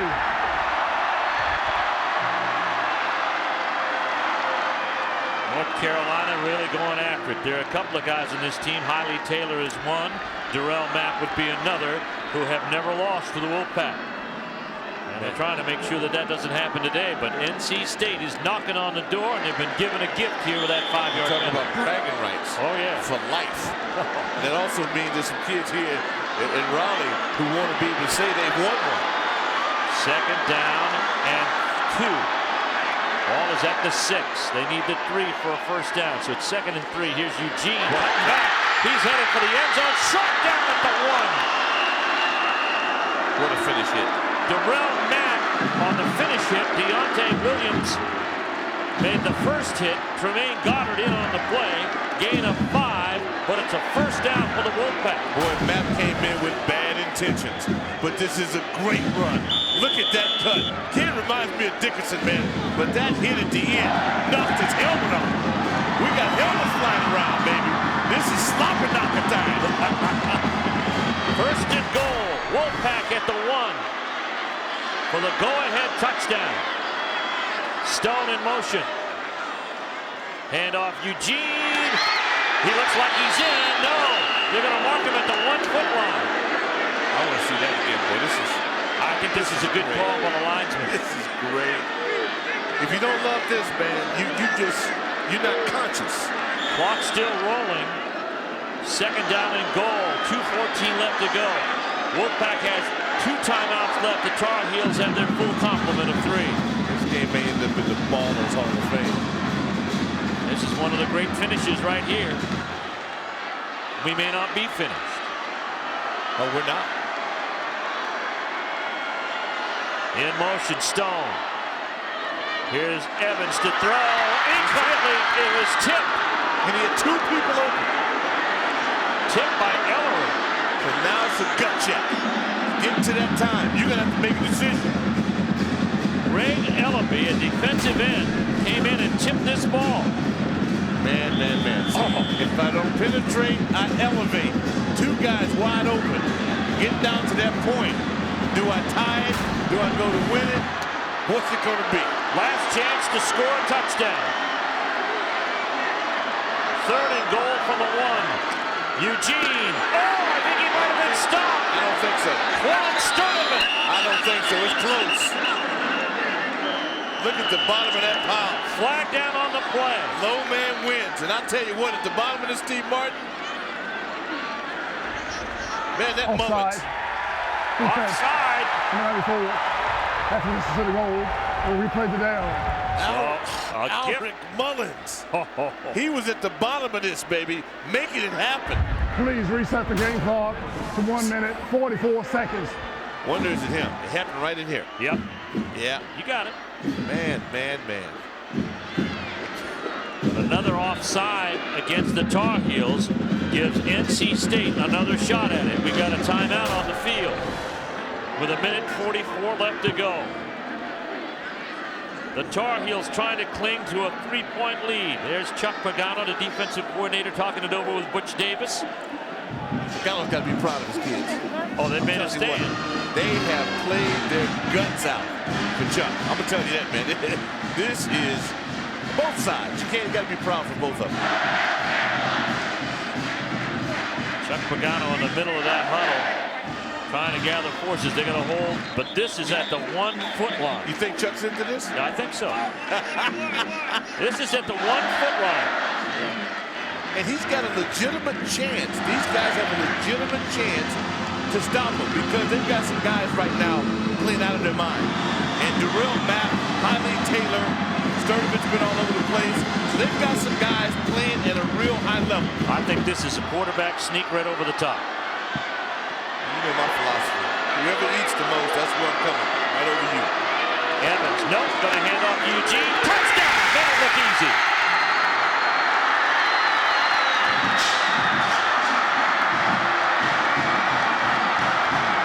The Wolfpack try to seal the deal. And an all-important point after coming. Boy, McClure on that, man. They were doing it up front. Mano y mano, Steve Martin. I want to see that again. Jamel Eugene, for the 3rd time today, finds the end zone. A career-high day in rushing with 159 yards and 3 touchdowns. This one the go-ahead. Stephen, big BAT. Oh, yes. Hoshka for the point after, and it's true. It's a 4-point lead for the Wolfpack with 1:41 left to play. They got some bad blood. Want you to watch Darrell McClure. Now watch the action here. Here's what happens. See, taking the wash down, they picked up the slant and walked the dog. Didn't even need a leash for this one. Pick up the slant, that right side, Darrell McClure, Morris Green. We've talked about these guys all day long. Watch them work. You get the pull, length them inside the center. Tell you what, Armstrong, too. Not a bad job, son. Tom O'Brien, and that's a pretty good reaction. Moment. He puts his arms up and he says, one. A rare moment. He would have been. Yeah, he says, he's coaching. Hey, the Marine, he knows. I thought it was emotion. No, he's coaching. He's coaching there. Jamel Eugene and DeJuan Morgan, 2 guys have been central to this game today. Morgan with a pickoff on the first pass of the day by T.J. Yates. It resulted in a field goal. Eugene with 3 touchdowns rushing this afternoon of 5, 4, and 1 yard. And they cashed in on the interception by Demario Presley. Can't think but it helped to think about Marcus Stone and Daryl Blackman. Steve, we've done a number of games over the years. These seniors, Latham, this is their only win. Yep. You know, this would be their only win in this rivalry. And it's not done yet. No, I'm saying if. I said it would be. It would be. 1:41 left to play. The Tar Heels have yet to be heard from. And Hauschka will get ready to kick it off. You look at guys like Greg Little and Brandon Tate who can bring it to the house and get your field position. This would be a key kickoff. Let's see if the Wolfpack kick it deep or decide to go short. Line drive. It's going to give Tate a chance at the 9. Tate to the corner. Tate, fell on the sideline, and had he not fallen, he'd got upfield. 34 yards on the return by Tate. Fairly decent field position for the Tar Heels to find themselves camped at their own 37-yard line. They are 63 yards away. Actually, well, they got to score a touchdown. A field goal doesn't do it. Do you continue to bring the dogs, or do you play zone? S&K Menswear, the official wardrobe provided for our ACC football broadcast crew. S&K Menswear, better quality, better service, better prices. 1st and 10. Tar Heels at their 37. Yates scrambling for his life. Martrell Brown in pursuit, and he's going to throw it away. Outside the pocket, and there's a penalty flag thrown. Now, is it thrown because of roughness? Or thrown because he was definitely outside the tackle box? There was no Tar Heel in the vicinity, but he was throwing it out of bounds. That's why it takes so much courage to play quarterback. Look at the way people chase you. Martrell Brown, oh my goodness, he had bad intentions on his mind. I'll tell you what, when you look at this defense that NC State's put out on the field, you try to call out some guys who've had a superlative day. We could be here all day. Alan Michael Cash, Willie Young, Demario Presley, Martrell Brown. And what about that secondary? They've done a great job today. I'm not sure what the longest pass play for the Tar Heels will be. Wave the flag off. They're waving the flag off. Yeah, well, Mike Archer, I mean, he just got to be tickled to death if he wins this, the way his side of the ball is performed, because those 14 points that they weren't accounting for. Look at the pressure. Of course, you know who, Willie Young. Now watch Brown close the cushion. That's 265 pounds flying to the football. Nix has caught 38 yards worth of passes on 4 pass receptions. Here comes the pass. It is incomplete to Pianalto.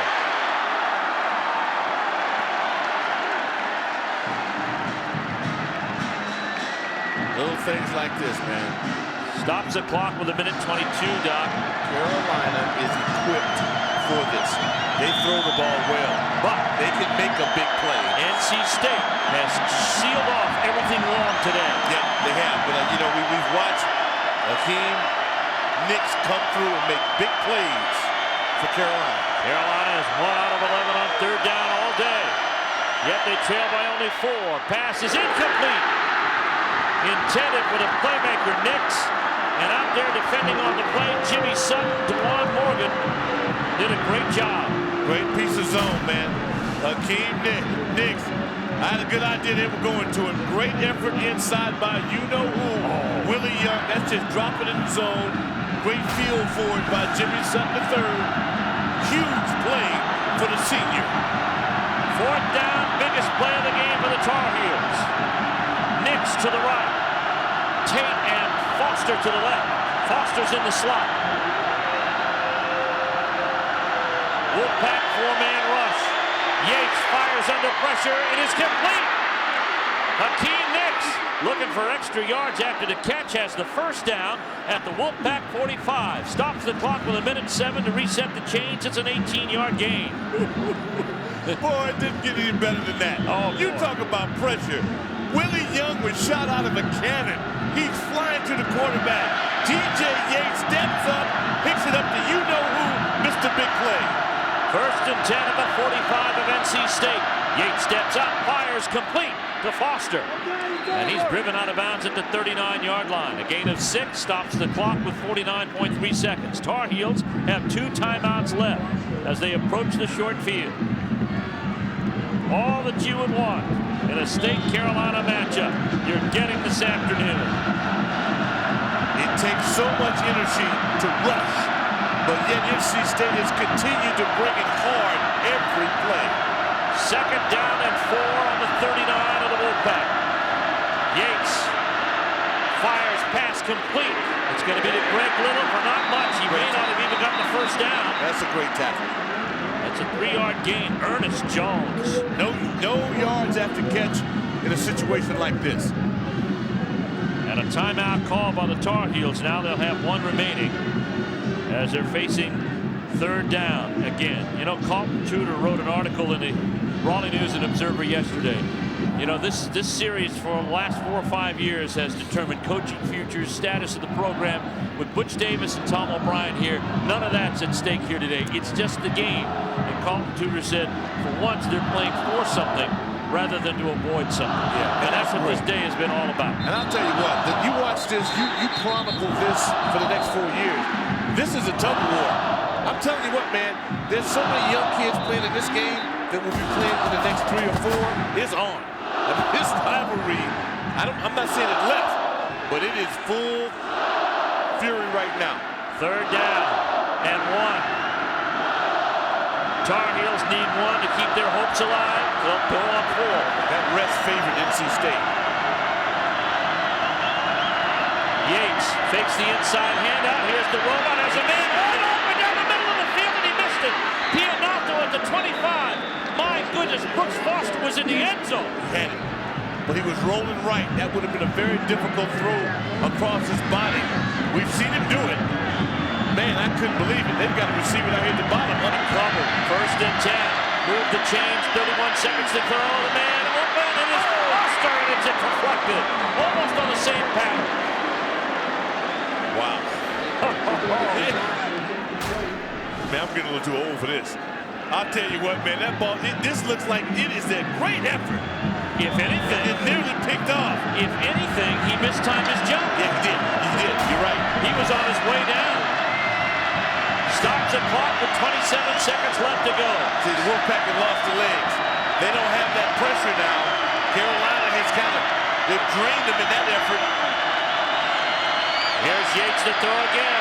Has time, sets up, goes the other way, complete. Pass is complete to Brandon Tate. It's 1st and goal. Tar Heels at the 7. A 14-yard pass reception with 20 seconds left to go. It is so hard on your defensive lineman, Steve. When you should not rotate. When you can't rotate, you know you rush. It's tough. Tar Heels will take their last time out. Let's look at his last play. Man, this is pressure. Look at that pass pro. What a catch. Yeah. And he was bracketed. Yeah, he's bracketed, but I'll tell you what, Calvin Darty and them boys up front, they were balling on that offensive line. Well, today's Lincoln Financial Group players of the game, and what a pair we've got. Darrell Mapp, 23 tackles, 1 sack, and Jamel Eugene of the Wolfpack, 32 rushes, 159 yards, 3 touchdowns, the go-ahead score. In recognition of their efforts, Lincoln Financial Group is pleased to provide $2,000 to the Weaver James Corrigan Postgraduate Scholarship Fund of the ACC. Hello, future. Yeah, but the hero of this game hasn't been crowned yet. Nope. It's about to happen. Will it be in red or will it be in white? 1st and goal from the 7. Little, Tate, Pianato, and Foster split the one side. Nix to the bottom side. Rolling top, looking back into the end zone. He just threw it away. Good move by T.J. Yates. When he tried to look back, there was pressure on the backside. He didn't have time to find Hakeem Nicks. See, the timeout, it allowed the Wolfpack to catch their breath. It's harder to chase than to deny the chaser. And so you just wear yourself out. 2nd and goal from the 7 with 14 seconds left to go. The clock is in perfect sync with this game.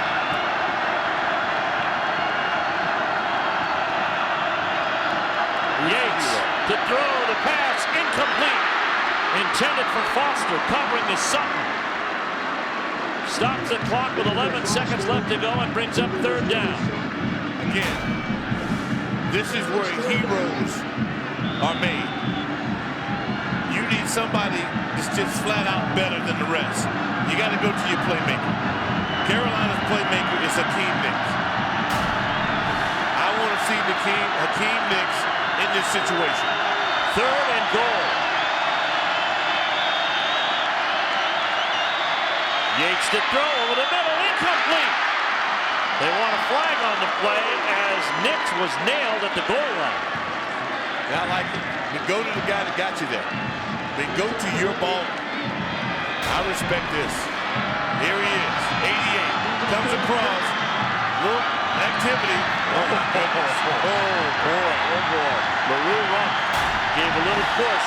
Yeah. All right, play of the game right here. Carolina wins or loses on this play. 4th down and goal. Fade to the playmaker.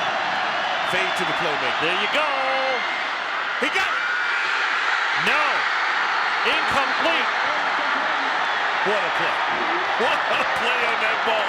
Jimmy Sutton covers on the last 3 pass plays and was there to deflect it out of Hakeem Nicks's hands. Boy, I respect you, though.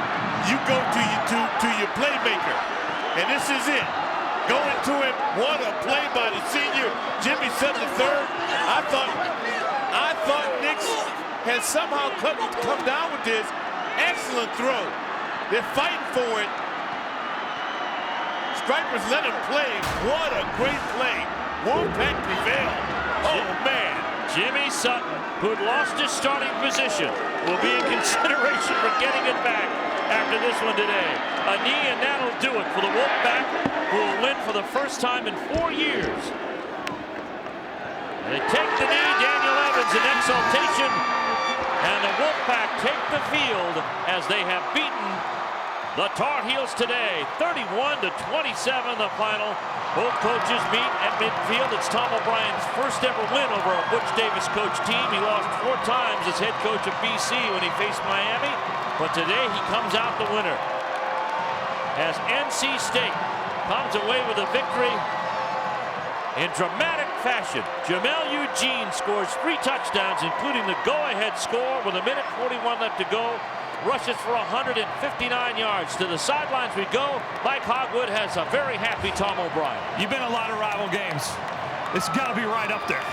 Well, this is the way it's supposed to be. I don't, why not this way? This is a great, our kids came back, we got behind, we hung in there, and we made plays at the end of the game to win. I got to ask you about one player. Jamel Eugene started this season fighting for playing time, had a career day today against North Carolina.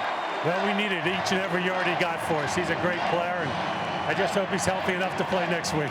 And what about your defense? They had to come up with a stop, and they did it. Well, you got to give credit to North Carolina. 4th down and long, they make it. They go all the way down, and 4 times from the 7, we stop them. What a great time. But what does this say now, 4 wins in a row for your program here at NC State and what you're trying to build?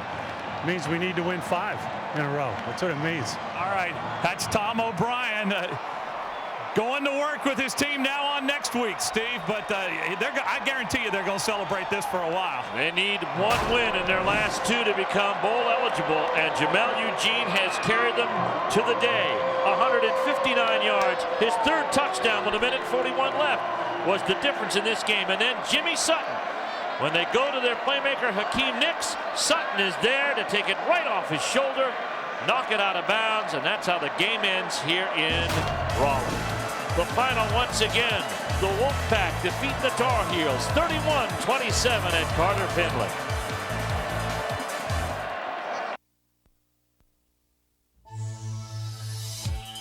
ACC football has been brought to you by Lincoln Financial Group, by Suzuki, by Ruby Tuesday, by Vault, by Chevrolet, and by Advance Auto Parts.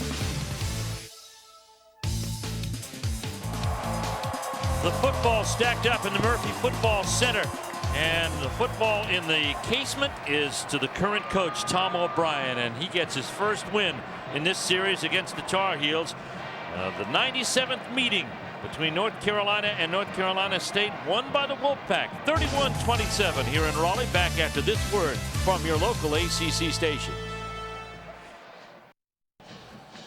What a wonderful era we've started here in Carter-Finley Stadium. The Wolfpack get a win over the Tar Heels 31-27. Next week, many of you will see Maryland at Florida State or Georgia Tech hosting the North Carolina Tar Heels. The Wolfpack stay on target to be bowl eligible as they win this afternoon. Many thanks to our director, Roy Alfers, our producer, Dave Barringer, everybody here in the booth, Freddie Kiger, Bob Carney, Kathy Campbell, from Mike Hogwood and Rick Doc Walker. I'm Steve Martin reminding you, you've been watching exclusive coverage of Atlantic Coast Conference football on Lincoln Financial Sports and Raycom Sports. The Wolfpack win.